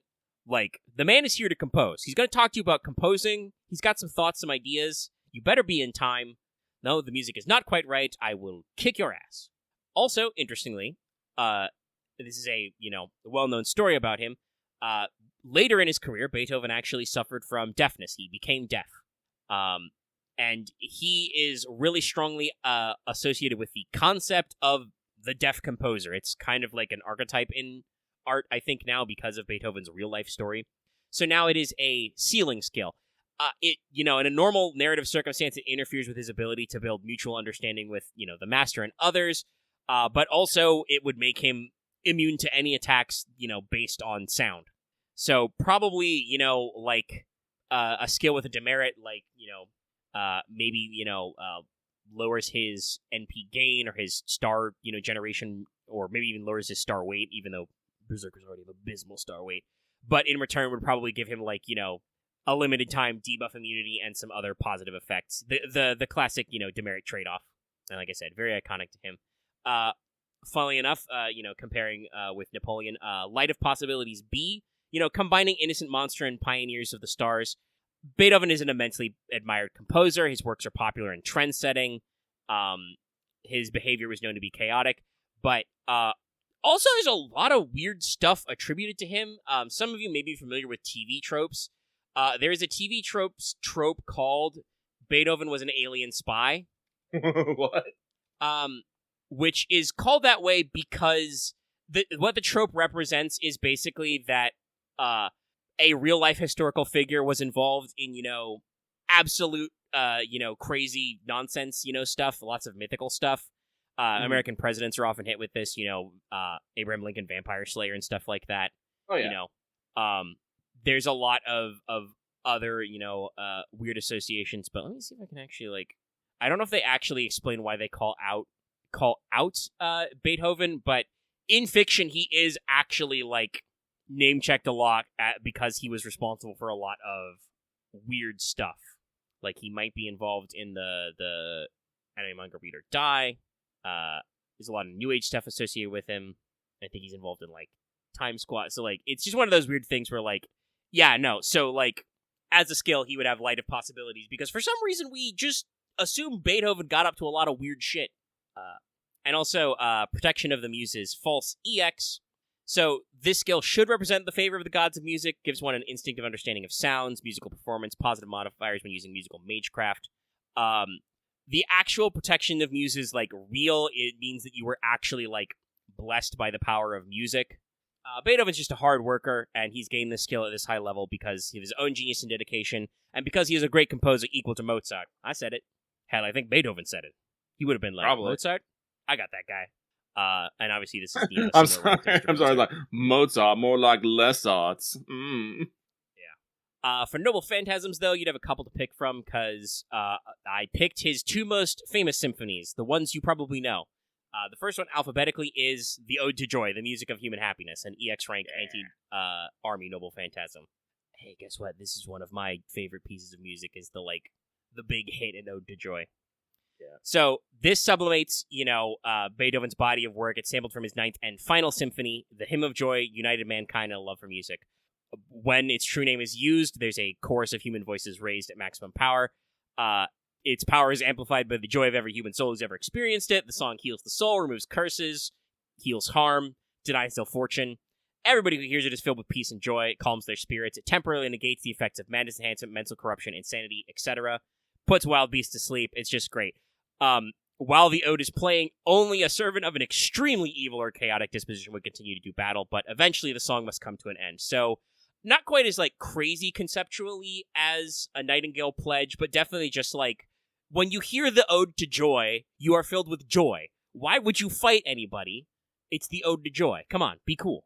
And like I said, just, would negate the effects of madness, enhancement, and mental corruption. I can just imagine, this big, upswell of the chorus stars floating in the sky, and just some servants are probably just like, damn, that's beautiful. This could be his actual, NP to fire, but could also just be like a team-wide, debuff removal, enhancement of effects and stuff. Watch out for demerit. Actually, especially because I didn't even think of this when I wrote this originally, but now that Alco's out, she's introduced the concept of, like, demerit blocking. That would actually sync up very well with this as a skill to, like, give everybody on your team a, like, one-time, no, demerits don't count skill. Because knowing how FGO works, the ones that you would probably want as the attack is the second Noble Phantasm in this, the Symphony of Fate. Fate knocking at your door. The sublimation of Beethoven's most heroic piece, his iconic Fifth Symphony. It's not actually, usually mentioned as Fate, but a lot of people call it the Association of Fate. It's the one that begins with the iconic 4-note motif, considered one of the most important pieces of music in history. Da-da-da-da. You know it. Yes, Beethoven literally did not name the Fifth Symphony, but later historians call it the Fate Symphony. We call the distinct 4 notes the Fate motif. And according to legend, again, unknown if Beethoven meant it this way, but a lot of people interpret the 4 notes as fate knocking at your door. This is probably apocryphal, but it's in there. But also, those 4 notes associate victory. Hey, gonna give you a little extra history. If you ever want to type V in Morse code, it's the 4-note fate motif. Da-da-da-da translates to V as in, which is often used as shorthand for victory in Morse code. So, the symphony itself, the motif is repeated constantly, signifying some sort of cosmic inevitability. It's iconic to Beethoven. Everybody knows the 4 notes. Simply playing the motif is a heavy note, which hits the enemy like a cannon. Continuing to play the symphony, it becomes a curse. Enemies are continuously harmed by sonic damage and have their parameters reduced by fate itself. You can't resist with magic resistance alone. You need luck to avoid the weight of fate. While he plays the repeated note, time slows to a crawl. Distortion of sensation. Repeated notes will persist forever so long as Beethoven has magical energy to play. Because if you've never actually sat down and listened to the whole thing, that whole lead up of the Fifth Symphony, it's all over the place. Beethoven is a genius. There's no other way to describe it. Listening to the way he plays with those 4 notes, picking up the tempo a little bit, slowing it down, making it more deliberate. Dun dun dun dun, dun dun dun dun. And then getting really fast. It's a joy, a delight to hear, all over the place. Crazy fun, good time. You love to hear it. And this would probably be the attack NP because, again, this is a Berserker. You probably want some big, team clearing effect. Though I could argue it being single target. I just can't imagine Beethoven hammering away on the piano and it not being an AoE, But this is probably an effect that gives, cursing and is probably, ignore defense, maybe even pierce invincible. You can't fight fate. It's the fucking subtitle of the series, y'all. Also, by the way, this is why I'm absolutely flabbergasted, because I know the people who make Fate understand good music and shit. We've got Mozart in the list, and we've referenced other composers, fucking Salieri's in here with the Myth of the Gray Man. I'm very shocked we have not brought Beethoven into this and made a big deal about the fact that we call the Fifth Symphony the Fate Symphony. Come on, man. Easy as pie. For aesthetic design, like I said, with Berserkers, you get to have a lot of fun. Much like I said, calling him the Beethoven of music. I'd love for them to get some crazy shit, hitting people with the conducting wand, throwing, the stool or the sheet music at people, probably attacking them with his bare hands. And also just probably conjuring musical notes. If you want to be really, really funny, Beethoven hits you with a bust of Beethoven. There's a very famous bust of Beethoven, by the way. I will post it for patrons. This is currently in the Library of Congress. Y'all, we like Beethoven. There's a crater on Mercury we named after him. There's an asteroid we named after him. Also, by the way, another fun fact, Great Servant tie-in. Hey, you want to guess whose music is on the Voyager Golden Record? Beethoven. Makes sense. Which means, by the way, Voyager would canonically, know Beethoven's music. He'd be like, oh, that guy. Again, he was obviously very temperamental, very irascible, but the music is iconic. And obviously, like I said, I obviously am a big fan of the 5th and the 9th. Everybody is. I mean, if you, enjoy human music, you probably are familiar with and can at least appreciate the 5th and the 9th. But he wrote 9 symphonies. They're very long and full of great music. You should check them out. Great stuff. Masterful composer. Masterful. I'm not really sure, like, what you do with the different ascensions. His vibes were, pretty normal. He is just man in coat with ascot. Well, clearly he's going to have some sort of mask. Yeah, that does seem to be what we do with musicians in Fate, so we got to give him a mask and at least one ascension. And I could see him getting, like, very flowy. I also feel like he should have, like, the long coattails and they should just fucking billow in the wind. Like, here, this is the number one portrait we get. It's by Styler. On all the way people. I posted in the wrong one. I was down in Grand Order. Now it's my turn to do that. It's been going around, accidentally posting in the wrong chat. People are down here yelling about stuff. Here's the portrait I meant to post in for patron chat. Look at this man. Do you think he not billows? Clearly he needs flaming shoulder pads. Ooh, yeah, like that would probably be it. Like, look at this guy. Look at that scowl. He's so scowly. Even though he's literally writing music as he does this. What a guy. I think we need flaming shoulder pads to represent his fiery demeanor. He's cooking. He's cooking, literally. But yeah, no. So, like I said, probably have some fun in the Ascension. But yeah, it's just once again, guys. God, do you understand? I really like Beethoven. He's a pretty cool guy. But yeah, that is our Fanservice Friday for this week. Yay! All right, how long have you been going? About an hour and a half. We could probably mention a few things before we get on out of here. We do not want to tarry over long, because this past week it was Loth's birthday, and we tried to discuss doing some stuff together, and we did kind of rain check yesterday, because I streamed the climax of Endwalker for 4.5 hours. So I don't want to leave him hanging. So he's got half an hour before he's getting back home. Mm-hmm. Been bowling and eating cake. Solid, Admiral. So we can mention a few things. We'll probably talk more on Power Wash time, but Sony had a state of play. Yeah, it was perfectly serviceable. Yeah, I'm about to say I don't think it was necessarily good or bad. It was just serviceable. It was a good update. Functionally, it did what it needed to do. They showed you some new games, including some games that were just like concept trailers last time. Starting with Concord and with a great 1-2 punch of being like, by the way, we're gonna have actual in-engine footage captured on PS5 in a second. Also, actual gameplay footage, but also here's a teaser trailer. Look at it. Gameplay wise, I think we're gonna have to see. I think I saw some people saying the beta might be closed to pre-orders. Not a huge fan of, so we'll see what happens there. But probably a game I'm gonna wait for reviews on to see what's up. But not a game I'm uninterested in. It's a 5v5 hero shooter. Yeah. That's definitely a genre that's out there. I think we're in the phase of now that Overwatch 2 has truly fallen from its pedestal, the Overwatch likes are really coming out to play, Oh yeah.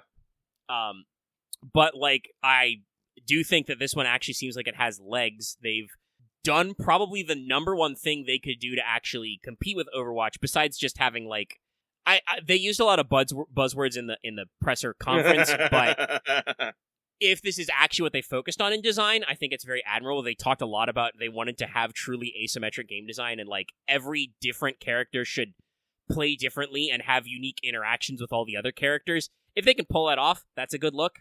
Oh yeah. Overwatch does have an issue where, they pigeonhole characters into classes, whereas this seems to be truly, just free-range heroes.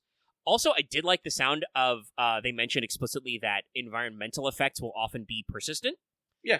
If you throw down a healing pad, that's going to stay not only between your respawns, but also possibly between multiple rounds of the game. And they talked about, force fields and even blocking lanes, Oh, yeah.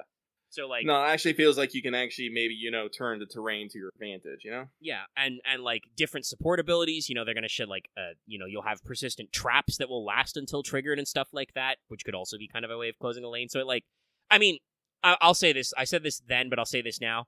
Gameplay-wise, this game is probably going to be good. It's probably going to be good to play. Firewalk Studios was opened by ex-Bungie and Activision developers. The people behind, making, COD and Destiny feel buttery smooth every time. Mm-hmm. It will probably play well.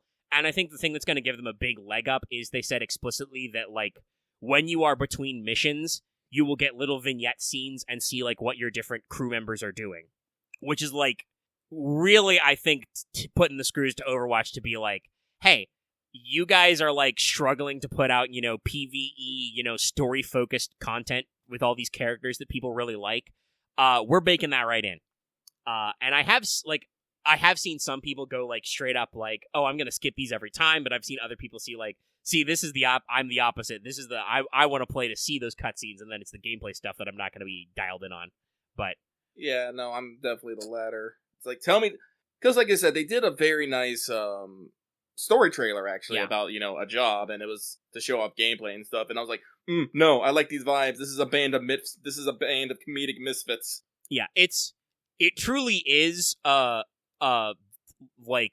and I've seen people joking about this, but also that game is underappreciated, so you should check out the Crystal Dynamics Square Enix Guardians of the Galaxy game. It's actually really good, y'all. I know you were very fatigued over Marvel, but the game was good. But like, this really is, store brand Guardians of the Galaxy. That's what they're explicitly going for. You have a weird ship. They do explicitly have some like retro future vibes I've noticed with some of their aesthetics and like color palette. But it's just some guys. You got like the weird lizard man who's like, listen, I've done effective research. Not dying's the best way to learn how to avoid dying. Well, it is a plan. It's just not the plan we started with, and we've got like, designated cool female lead who can fucking shoot fire from her hands. One of my favorite genders. We've got the weird honorable big guy who can like make his skin invincible. We've got the quirky robot who I love. I'm developing a taste for destruction. Send out the big guns. Me. Like it's a good. So it looks good, and they've got a whole wide variety of characters going in. So like, yeah, it seems like it'll be fun. I'll see what's up. Is it a game I would want to like? Well, God forbid, I cannot imagine myself paying $70 for this game right out the gate. Sight unseen, right? It does seem like they are not. I don't. Let me double check actually, because I think they have pre-orders open. I have to specify. Concord launches in August, by the way. Oh, okay, so we don't have a price. It is announced. Like I said, I think the idea is that this is supposed to be a priced game and not a free-to-play. So we'll see, though.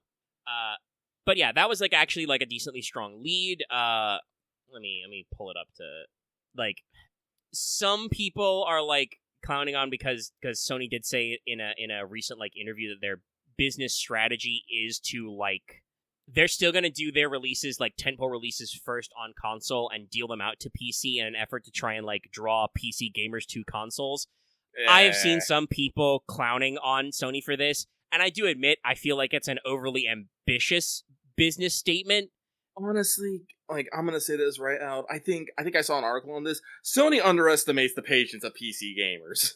Yeah, and I think we saw that with kind of like where they've been with like putting, not even necessarily the patience. I want to straight up say the stubbornness of PC gamers. Yeah, no, it's stubbornness. Like, anytime a game shows up not on PC, you will just see people like, screaming, no, I PC think it's win. fair to say some of them have... PC win! Yeah. I think it's fair to say some of them have patience. Like, we mentioned, in previous weeks about, like, the jump from the Kingdom Hearts collection from, that was originally an Epic exclusive to Steam, and, like, how much more vibe that got. Like, nah, the PC players will wait out an Epic Game Store exclusive release if they don't want to fuck with it. So some of it is patience, but also it is stubbornness, I think, where they're just like, no, I don't want a console. That said, I do not think it is necessarily, like, a wrong vibe to put out there to be like, hey, all this PC gaming, like, if you got a good PC, we'll give you the PC releases. They showed off God of War Ragnarok PC release coming soon, and they're gonna, like, have the Valhalla DLC right away, and they're gonna be plugged into, like, ultra-wide displays, uncapped frame rate, Hang on 1 second. Axe, don't you have a PS5? Yeah, actually. You literally could just play it. It's not necessarily going to be cheaper on PC. Why but you say you've been fine waiting for it. Why? Yeah, there's no wait, Also, I'll clap back on this. Oh, some people don't want to make space for a console. Fucking, the PS5's big for a console. It is not bigger than either of my PC towers, okay? Like, the amount of spaces you could slot it in are way different. You're doing that thing where you're argumentative for no other reason than being argumentative. Like, I get that, like, some people are in there. Yes, the the PS5 has no games sucks. It's been a meme since like the PS3 era. I don't get it. It's stupid. But yes, yeah. I'm sorry. Yes, Axe, you just coming out knowing some people don't want to buy a console, make space for it. It's like I'm this aware. is what we call arguing. I am aware. I am aware of the arguments against it. But also, I think if Sony can appeal to that market and be like, because like they're saying that like they're gonna give you PC ports that are gonna have the juice you want if you have a nice PC. If you can do uncapped frame rates and ultra-wide displays, they'll give it to you. But hey, I don't know, if you want a simpler solution, maybe consider investing in a PS5 or a PS5 Pro. They are talking about some of the features they're going to have in there. Like, it's not just a one-sided situation, but also I have seen so many butthurt PC Master Race guys that aren't dead. Like, it's a thing. And, like, it's one of those things where, like, oh, people just don't want to buy a console, but you want to buy a gaming PC? Like, obviously, if you pick the right PC or build your PC correctly, a good PC can be multi-spectrum. This is true. I bought my own, PC that is both gaming capable and just in general is newer and has better shit for this purpose. I don't necessarily like all the switch over to tools, but like, I've been cranking out the Let's Talk FGOs on the new machine. It goes by a lot smoother than my old machine, which would, possibly fucking die rendering, 5 hours of video, right? Like, better parts is better. I get this. But if you are expensive. Yes, it's true. If you my PS5 was way more affordable and hit my wallet for way less time than my PC did. Especially if some of those PS5 Pro features they're talking about are going to hit like they are, genuinely, I think that there is a decent ask for players to be like, hey, rather than upgrade your PC, consider buying a PS5, I know it won't have the full library compatibility, obviously, and I do think they are working on that in some respects. But if you want to play, like, high-level games, AAA shit, we've got your back, And if you already have a really good PC, you can wait up the PC port and get your, fancy frame rates and your extra, ray tracing shit that they can't afford to pack in a console. I think that they have a business argument. I mean, having a PC at all. First of all, you shouldn't have all the consoles. Don't buy an Xbox. They're fucking dying. Don't do it. Don't encourage them. The Switch is also in a weird place where, like, the Switch is so much cheaper than anything else and so much doing its own thing that, like, I feel like Nintendo consoles are, like, side grades. But, like yes, you should have a PC. Yeah, my PC is my Xbox. It do be like that sometimes. It do be like that. But also, like, some people can get by with, like, a laptop for work. You're not gonna... Even on gaming laptops, I don't think you're going to get ultra-wide displays or uncapped frame rates on God of War Ragnarok on PC, I'm pretty sure laptops don't do that. Like me, like, if I'm going to be honest, like, if I had to pick, like, just two, I would pick a PS5 and a PC. Like, I like gaming on a PC, but it's like, there's some games I don't want to play on PC, and there's some games I don't want to play on console. Like, I never, in my goddamn life, want to try playing Stellaris on console. Yeah, they have a fucking... I should try it because I think it's free on PS Plus just to see how fucked up it is, but I'm like, nah, man, I don't want to play Paradox games on PS5. That sounds whack. Ugh. And that's the thing. Like, that's the thing about PC gaming. Like, here's the thing. Like, this is the thing that, like, PC gamers, like, refuse to fucking acknowledge at any point in their argument as they just scream about their graphics and their frame rates. If I buy a PS5, I am guaranteed from... the moment I bend it to the minute they stop putting games out on it, I will be able to run every single PS5 game on my PS5. You cannot guarantee that on a PC. It's true. Some of them might be a little bad, but genuinely, I don't think any of the native PS5 ports have run poorly. I know that like some of the multi-platform games have been a little clunky. Go ahead. Like, on PC, I have to worry about my CPU overheating, my GPU overheating, driving miscompatibilities, monitor compatibility, RAM compatibility, whether my power source is actually good enough, do I have enough fucking fans, is everything wired properly? Like, no not to mention that what weather that's you're just... on, you still have to worry about fucking storage. You have to worry about storage. PS5 and PCs. You still gotta worry I have to about worry about story, and that's not even before we get into actual software issues between the games itself. Oh God, no! And actually, you are truly preaching to the choir. Making sure you got smarts to make sure it all works, because it's like I used to think I was pretty tech savvy. I feel like PC bits have gotten far enough away from me that I'm like, I don't know, it's just fucking magic now. The box lights up and I pray it works. Like, listen, guys, if you have the excess money, so you can buy all the parts and the know-how to put it on, fucking good on you. Seriously, enjoy your everything. Like, I have nothing against wanting to play like the best fucking game you can, but please, for the love of God, stop acting like PC gaming is the end all be all of games, and anyone not playing on the best fucking rig is literally unworthy of your existence. This is actually a thing that's been going on around, like, people have been comparing, like, face maps of, like, AAA games, and a lot of people are straight up saying, like, yeah, this looks really cool. This is why AAA gaming is dying. Please stop trying to get photoreal human skin in video games. Just make a good game, okay? It is not a top-of-the-line experience, because no matter what, it is not going to be more real than real life. And guess what? I am not here to play real life. Yeah. I'm here to have a fucking gaming experience. You know, this is coming someone who came from the Nintendo era of 8-bits, grew up with, Super Nintendos, Segas, the fucking clunky-ass 3D models of the N64. You do not need graphics for a good game. They help, but what you need is you need good gameplay and hopefully a good story. I mean, stop acting like graphics are a part of it. I don't know. I feel like part of it's just a return on investment for, like, people get into, like, super high def graphics, and I admit they look really cool. Like, yeah, they look cool. Cyberpunk 2077 on PC developed, like, unique brand new rendering technology with, like, NVIDIA and stuff. That's really neat. And sim games are shouldn't be running on your GPU, but is a whole nother ass problem. But, like, grapes. Squapes. Squaterite.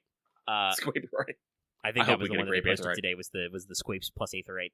But, like, the graphical, stuff is, like, really cool, but I feel like a lot of people just got, like, super invested in it, and they want to feel like they're being rewarded for their extra investment, which is fine, but also is a little bit of a sunk cost fallacy, so, like, don't try to drag me to Vegas, okay? I'm already in like it. that.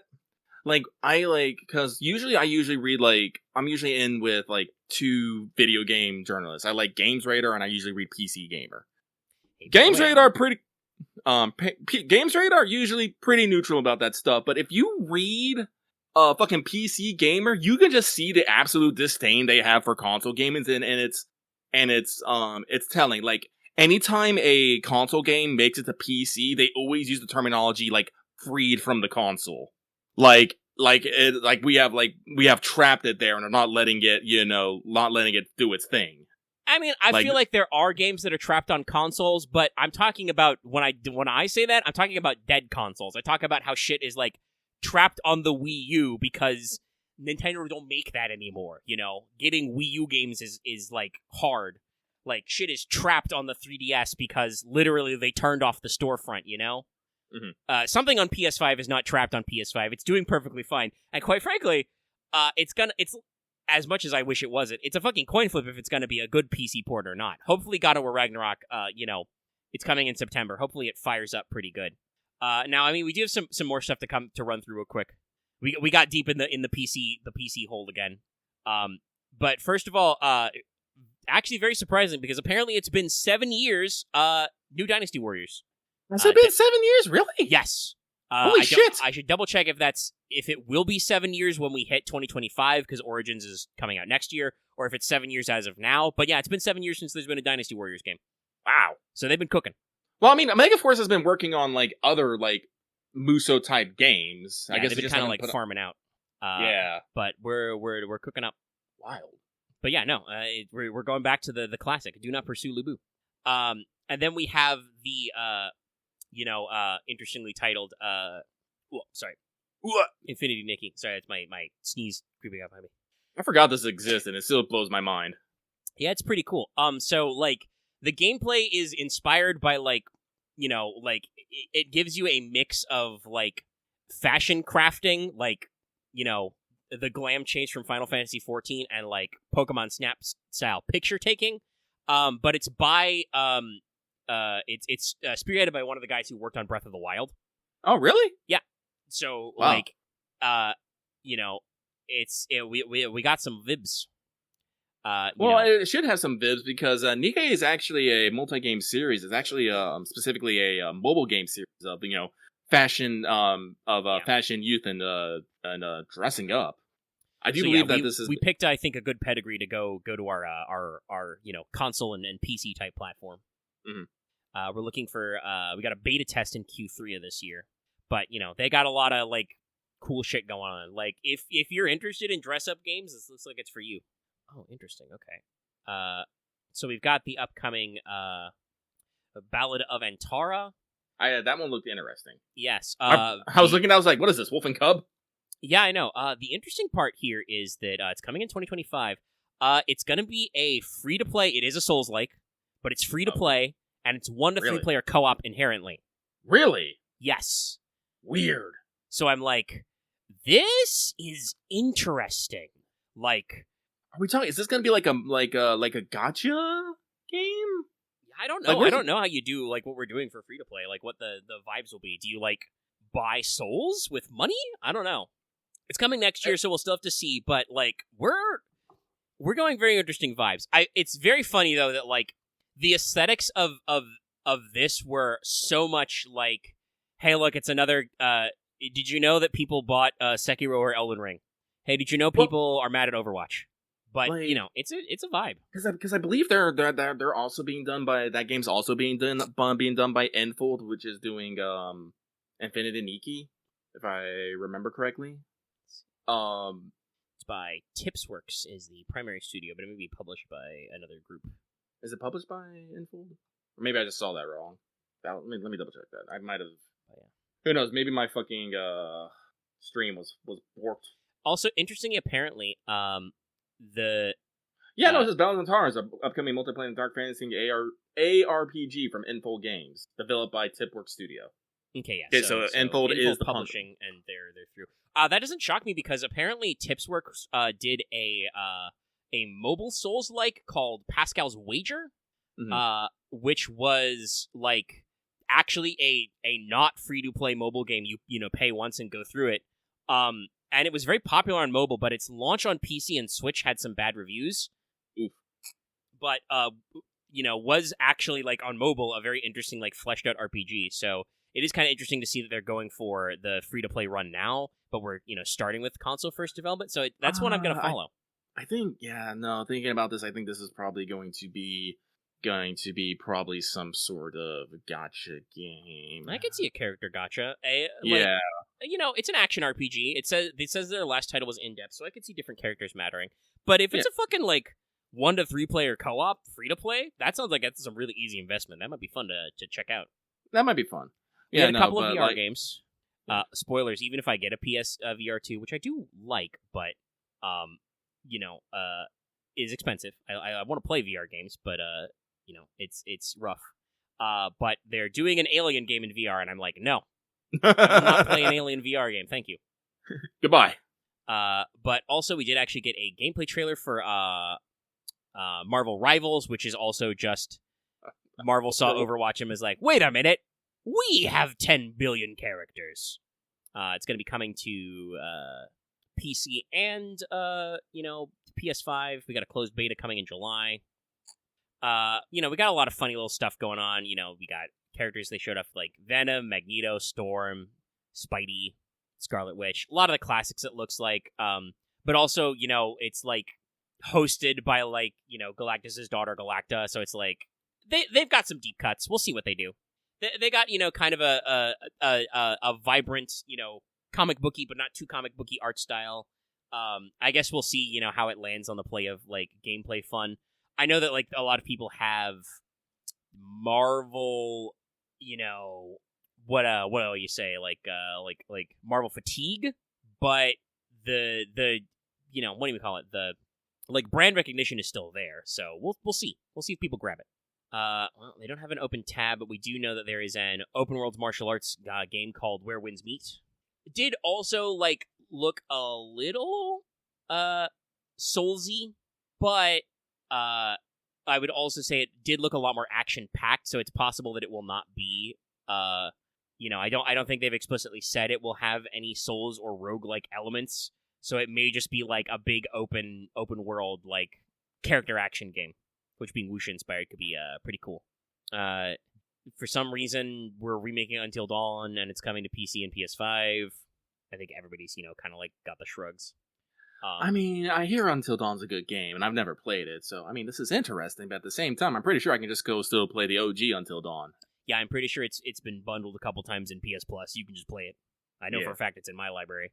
I feel like this is like, because I'm pretty sure Sony is invested in that studio a little bit.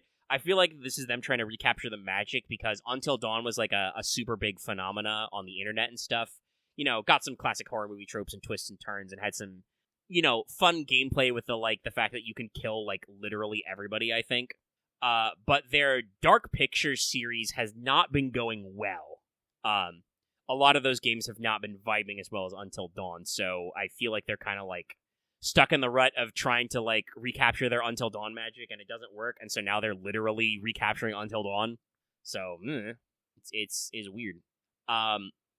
But this is very funny because at one point I was like, oh well, it looks like we're Diablo now. We're aping Diablo now, and you're like, oh, I always think of Path of Exile. It was literally a trailer for Path of Exile 2. Which look like it's going to be pretty good. They're Path of Exile 2. I believe the first one was pretty well received, and they're introducing cross-play, cross-progression, and couch co-op. Yeah, no, like that's got me excited. I did like Path of Exile. I actually know Aaron still plays it on occasion, but I don't know. Like I might get into Path of Exile too. If we got cross-play and cross-progression, that seems like that might be a fun one to just. Yeah, no, if I can get some people to go with me. I mean, if we're doing a game like that, it feels like the co-op is part of it. We got some more footage on Silent Hill 2. Not really. I don't know enough about Silent Hill to really vibe with it. I do kind of feel like they did kind of like try to address some of the concerns people had, because they did show some combat gameplay, but they did make sure to make it still look pretty slow and methodical. Mm-hmm. So like it's chilling out. And then we ended with two pretty big ones, which are pretty fun. So first of all, pretty decent Monster Hunter Wilds run. Yeah. First of all, we showed new side characters. The people saw the blonde chick with the belly button exposed, who I believe handles your smithing, your upgrades, and the internet was not all right. Just picture the internet as that one stock footage of the old man who like gets blindsided by something going down the stairs of the trailer and just falls over. Oh no, listen, I know that people like women from Monster Hunter, but like also they're cooking. Your navigator lady with the glasses is also looking pretty cute, but like it's the the ponytail and the navel. I've seen her fucking everywhere. So like that is gripping the internet hardcore right now. But also showed off a decent amount of new stuff. Where new monsters, maybe some returning boys. Showed off your little mount buddy. Yeah, it looks like he's gonna be fun. I'm excited. Yeah, I'm wondering if this is gonna be an expansion of what they did in Monster Hunter Rise. I never did get to play it because I'm gonna be real. I kind of considered Monster Hunter Rise basically, the portable, the gaming handheld Monster Hunter. Most people do, I believe. Yeah, so I'm just like, I'll pass on it, and I'll wait for the next console one. Yeah. I mean, they are saying that Wilds is going to be a direct follow-up to World and Iceborne. If you have save data, there will be bonuses. Yep, Palico bonuses. Yeah, so it does seem like they're going to grab in there, but we're going to have all 14 existing weapons, but they will have some new stuff going on. They've added this new focus mode thing they showed off a little, which will give you extra attacks and precise control over some stuff. You can use. You can swap between two weapon sets, it looks like, from the trailer. Yeah. Which I believe is, brand new. No, actually, no. They showed that off in the Monster Hunter movie. Yeah, I saw the jokes about that. But that's going to be pretty interesting to see, like, some people doing some strategy picks. They showed off a couple of... Oh, that's right. I do remember someone saying that about they got the 6 in the logo. Yeah, so this is supposed to be their next mainline title, but they are also, like, literally positioning it to be like that. But they showed off some new, some new monsters. Kind of like you're working out of like a little sand boat, which is cool. Showed like some different weather effects and stuff. And it seems like they're going whole hog on it being, like, truly open world. Like, you can just fucking cruise, and if you decide, oh shit, it's hunt time, you're like, okay, it's on. You can still shoot your flare and call your buddies, stuff like that. Looking pretty good. I'm definitely interested in, because this is coming out next year. I have never been a Monster Hunter guy. I know that, World is available on PS Plus, but I haven't gotten into it because it is, a few years old. But I'm interested in jumping on it with Wilds. Seems they got a lot of stuff cooking. Got some really good graphics. And that will be fully multi-platform. No word yet on the crossplay on that. They might not know for sure. And then they kind of ended it on a banger. We're getting a sequel to Astro's Playroom. Which people let's go. really like. With the game Just Astrobot. It looks like we're reviving the spirit of Little Big Planet in a crazy way with a iconic mascot game for the PS5 coming out September this year. It's so exciting. Yeah, no. They're going to have 6 galaxies over 80 levels. They're going to take advantage of the features of the DualSense controller. Going to have you run through some real fun. They said they're going to have crazy cameos to a lot of PlayStation classics, from Nathan Drake to Parappa the Rappa, and maybe they'll even be, part of the story. They showed off a Kratos. The Hunter from Bloodborne is in. Bloodborne fans were not okay. We're cooking up a storm. So, I think, like I said, it was all right. There was some stuff I wasn't, like, super interested in, but I think all the trailers, like, looked good, Even the VR stuff just makes me go, well, I don't own VR, so, but it was only, like, 40 minutes. I suspect Sony's probably holding... Well, I say Sony's holding back. I suspect Jeff Keighley has talked Sony into holding back some extra spice, some extra meaty steak for Summer Game Fest. Yeah, we are in the E3 week, or, the event formerly known as E3, and they are talking about there is a lot of game coverage coming out. I didn't watch the Marvelous one, but I know it happened. Yeah, no, the Marvelous happened. It happened at the same time, but they talked about, Story of Seasons, the new Rune Factory, had a trailer for they had the teaser, for the next Daemon X Machina, so it happens like that. We have a variety of streams coming up next week. 2 days ago, by the way, Polygon literally said the not E3 2024 schedule. Yeah, yeah, it'd be like. But that. no, we have indie game focuses. We have specific group focuses. I believe we have one is one South America and the other one ladies. I believe so. Yes, they have the Latin America Games Showcase and the women's-led Games Fest. But, indie panels, I believe there is a Ubisoft Connect on the 10th. There There's is a Forward PC Gaming Show. There's going to be an Xbox Showcase. Yeah. And sometime in this nebulous area is supposed to be a Nintendo Direct. Supposedly. Yeah, Nintendo, I don't think Nintendo will admit they're doing it as part of Summer Games Fest, but they'll roll out a Direct in there. Oh, Robin, go watch the Marvelous stream. Yeah, they're talking about their new Rune Factory, where you get to use new weapons like fucking drums and parasols. They're gonna have a wholesome Direct, the showcase, the future games and stuff. And I believe at I would guess at the main show, I'm pretty sure PlayStation Studios has said straight up they got more shit. So, like I said, I don't know what dark sorcery Jeff Keighley does, but they got some extra shit. Everybody quick, check on Hideo Kojima on Twitter. What's he doing? Is he going to have another Death Stranding 2 trailer? Oh, I'm sorry. I am pleased that I hear people saying, Rune Factory, sign me the fuck up! Yeah, people like Rune Factory. They're ready to go. I am, yeah. Alright, let's see. Let me see. Hold on. What's Mr. Kojima been tweeting about? Well, mostly Hideo Kojima is tweeting about how he's the only person who actually saw Furiosa. Yeah, I find this weird. Apparently he loved it. Other people are kind of mid on it. I mean, it's by that director, the guy who directed the previous Mad Max, who I think he likes his style.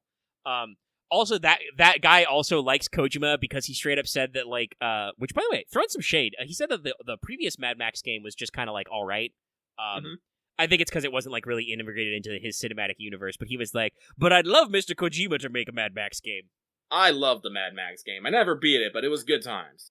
Yeah, I like it. Generally, I think gamers liked it, but I can kind of understand why the movie director would not vibe with it as much. I don't think it was, like, what he was thinking about it, but, hey, if fucking Kojima wants to do a Mad Max game, but yeah, he's been retweeting. I mean, he's retweeting a lot of, like, food and parties that they're having down at Koji Pro, but he's been showing off some stuff. some Death Stranding 2 related stuff. We might see a new trailer at Summer Games Fest. I don't know. I mean, it hasn't been that long, and I don't know how much he's got for going on. Like, honestly, we might see more of the other one that he's been working over for Xbox. It's true. Like, honestly, Oh my Xbox gosh. needs the game. Like, I try not to throw shit at Xbox. I really try not to, but Xbox needs a win. They really need a fucking win right now.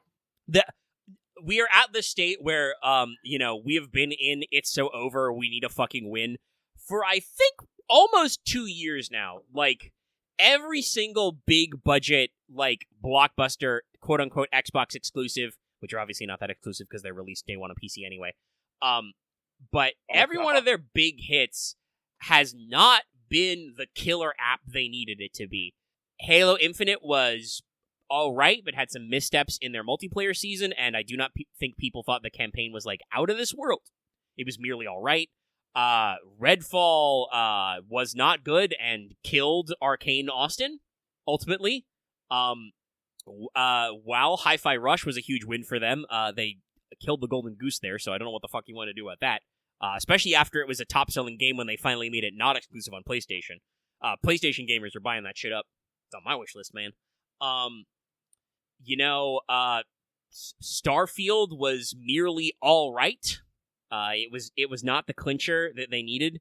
So much so that Bethesda is desperate to let you know they are making Fallout 5.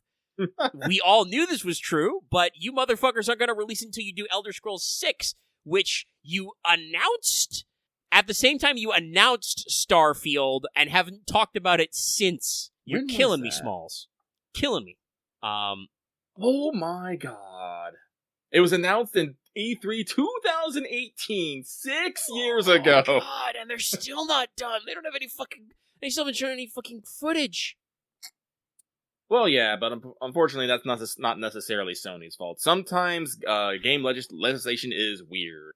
Yeah, I don't know if it's because Xbox is tied to Microsoft. I don't actually know how many different you can make Xbox gaming Game Pass accounts in lots of places because they have the PC integration. I do not actually know how many more markets. I think it is some more markets you can buy an Xbox in than PS5, but I do not know for sure. It is. Like I said, I don't know. That's one of those weird things that I don't know for sure about.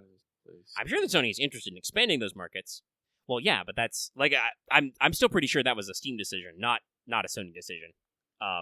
They have walked it back the requirement, but the Switch hasn't switched back. But in general, right? Xbox is been in a bad way. It's been made very clear from both the merger hearing and generally how their finances have been doing. Game Pass costs sales, but also they need to drive Game Pass. We're in a very bizarre twist where they have, I think they've straight up announced that the next Call of Duty, I think, which is Black Ops 5, by the way, will be coming to Game Pass, first and foremost. So, we're gonna see how that one works out. They could use some wins. Everybody was fucking coping for Hellblade 2, and it seems like it's a neat little art piece game, but it's not a doorstopper. It's not enough to hold down a fucking entire console franchise, you know? I have seen some seriously split reviews. Some people are the graphical fidelity and the story integration is great, but I've seen other people going it's not that gamey of a game, man. Why is PlayStation not viable in some areas? I am just... I genuinely do not know. It may be just capture their manufacturing, that they're not available in more places. I don't know how what offices they have to go through to sell in certain markets. Like you said, legislature is wild. Yeah, no, because the consoles aren't specifically locked, but neither the games. Because I'm actually looking it up. PlayStation Network, specifically Network, is available in 73 countries, but is not available in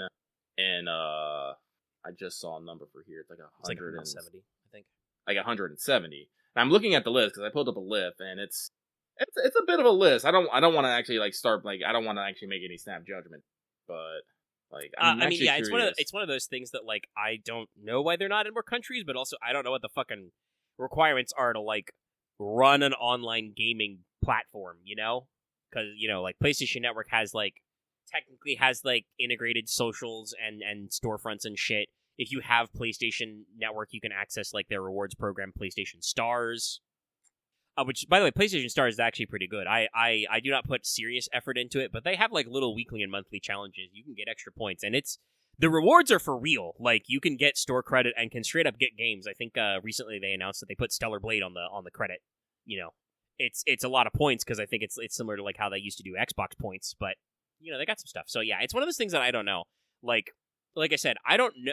The consoles are not region locked, but also I know that like you cannot necessarily just like go to the local shop in like, you know, parts of Eastern Europe or Africa and buy a PS5 off the shelf, you know? Like some of them are not part of their physical distribution network, and I don't know how that relates to internet shit. Because internet shit is weird. I've been getting fucking emails, you know, that like fucking Final Fantasy XIV, Square Enix had to email me to let me know they're going to start charging me sales tax to play Final Fantasy XIV. Because, you know, the U.S. government finally woke up and realized they're missing money. But also, like, that's kind of wild to think that, like, we're applying sales tax to something that is a completely digital subscription that I've already technically bought. I just have to pay to continue to access. It's funny. It's wacky. And then I order fucking groceries online, and they're like, you know, I think I only have to pay, like bare minimum like federal tax. But yeah, we should not extend over long. I think Lost City's about 15 minutes back, and I want the episode done with, and I can start cooking on the audio. The state of play was perfectly fine. Expect more during Summer Games Fix. Expect some more news. As much as I'm real sick of Phil Spencer's shit specifically, I'm tired of his vibes. They have grown sour. They have aged like milk. I don't really hold much vitriol against Xbox itself. Like, they could probably use some wins. He's shaking my soda cans. That's right. He personally has stolen my Final Fantasy XIV branded Mountain Dew and stolen all the codes. Shit, that reminds me. I should try and get some Mountain Dew. I'll keep an ear out for it. Man, I'm sorry. I've been digging and trying to figure out why like Sony has like isn't available in countries, and it is the answers are all over the place. I think it's something only they know, and they are not required to tell anybody. So we're here. Like, I have heard from just because, like, countries have blocked themselves, countries have because they have, some areas have unstable currencies. Like, all of Africa can't connect to PlayStation Network, by the way. Several, smaller nations and countries can't either. But there are some other ones, like Vietnam and Yemen. Vietnam, I believe, because I think this came up with like VTuber stuff, and I think was FGO going to open a Vietnam? I think it's because Vietnam actually requires you to do business in their country, to have an office in their country, and like pay taxes to their government.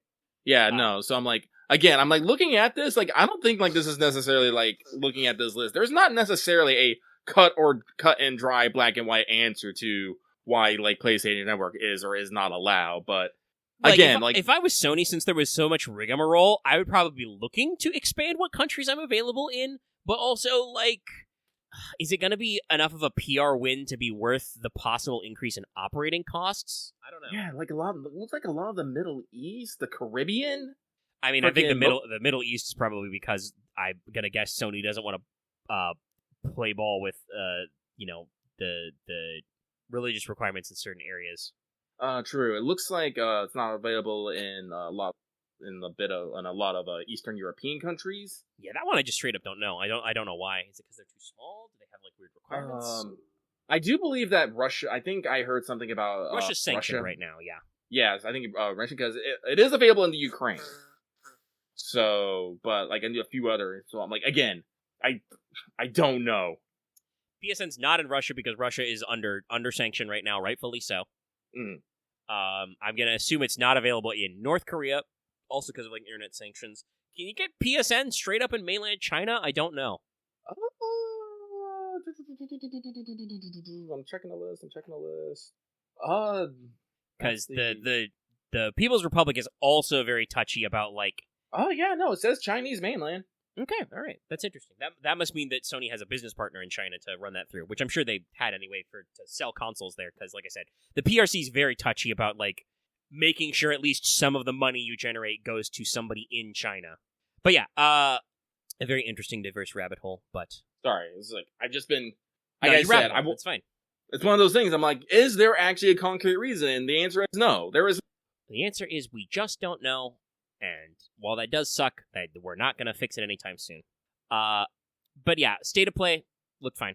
I'm interested in some of those games. We'll see what's up. I think it did its job of like... Whoa, did I break my login streak? Ah! No, it is 12. Did you not log in today? No! Rip. The rabbit hole, it got me! Bamboozled by the rabbit hole. I said, the state of play, I think it did its job because it contained a handful of announcements or more news on 2025 games just to remind you and keep them as part of the press loop. But also, I think the point was to let you know about games that are coming out in the second half of this year, because Sony said that they didn't have any, really big tentpole IP to hit there, so you gotta, fill it out. You're assuming that Lucky wakes up first thing in the morning. Lucky is not a morning person. I have to fight to not go back to sleep no matter what. Yeah. Lucky does need structure and schedule in his life, but sometimes there's just not.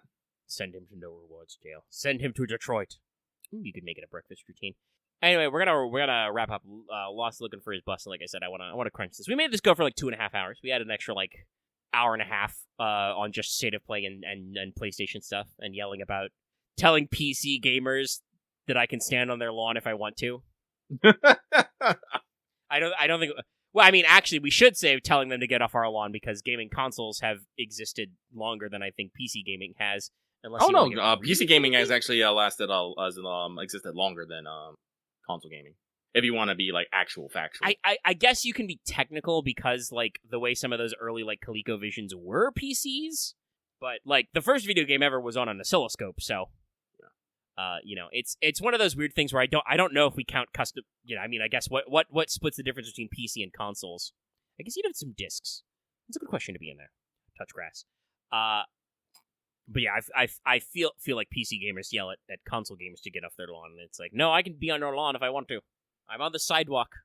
The fringe is okay. But we'll get on out of here. I hope you guys enjoy your Hakkenden soon, and we'll come back to you next week. Also, make sure to check out streams. Like I said, we may dive into other stuff going on when we stream Power Wash Simulator, where we definitely will not have to power wash this volcano. I mean, I've played some DOSBox PC games, but like I said, I don't actually know how old those are compared to the Atari. And the Ataris definitely should be a console, because it's custom hardware, right? But they can play random PC programs. First PC. I know Pong was an arcade game first.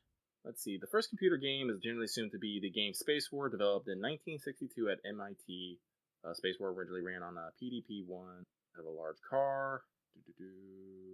Yeah, that was on it was done on an oscilloscope display, but I guess it is technically called it is a mini computer. It is a type of personal computer, probably. Though I don't know, it looks pretty big. I don't know if I would call it a personal computer. Yeah, the history of video games began in the 1950s and 60s as computer scientists began designing simple games and simulations on mini computers and mainframes. Space War was developed by the Massachusetts Institute of Technology, Studio Hobbyist in 1962, as one of the first such games on a video display. So I don't know if you want to call that a video game, like a computer video game, because it seems like it was a fucking pet project, but I don't know. Yeah, it spread literally by word of mouth. The first home video game console was the Magnavox Odyssey, which would you consider a console. First arcade was Computer Space and Pong. Pong. Yeah, video game.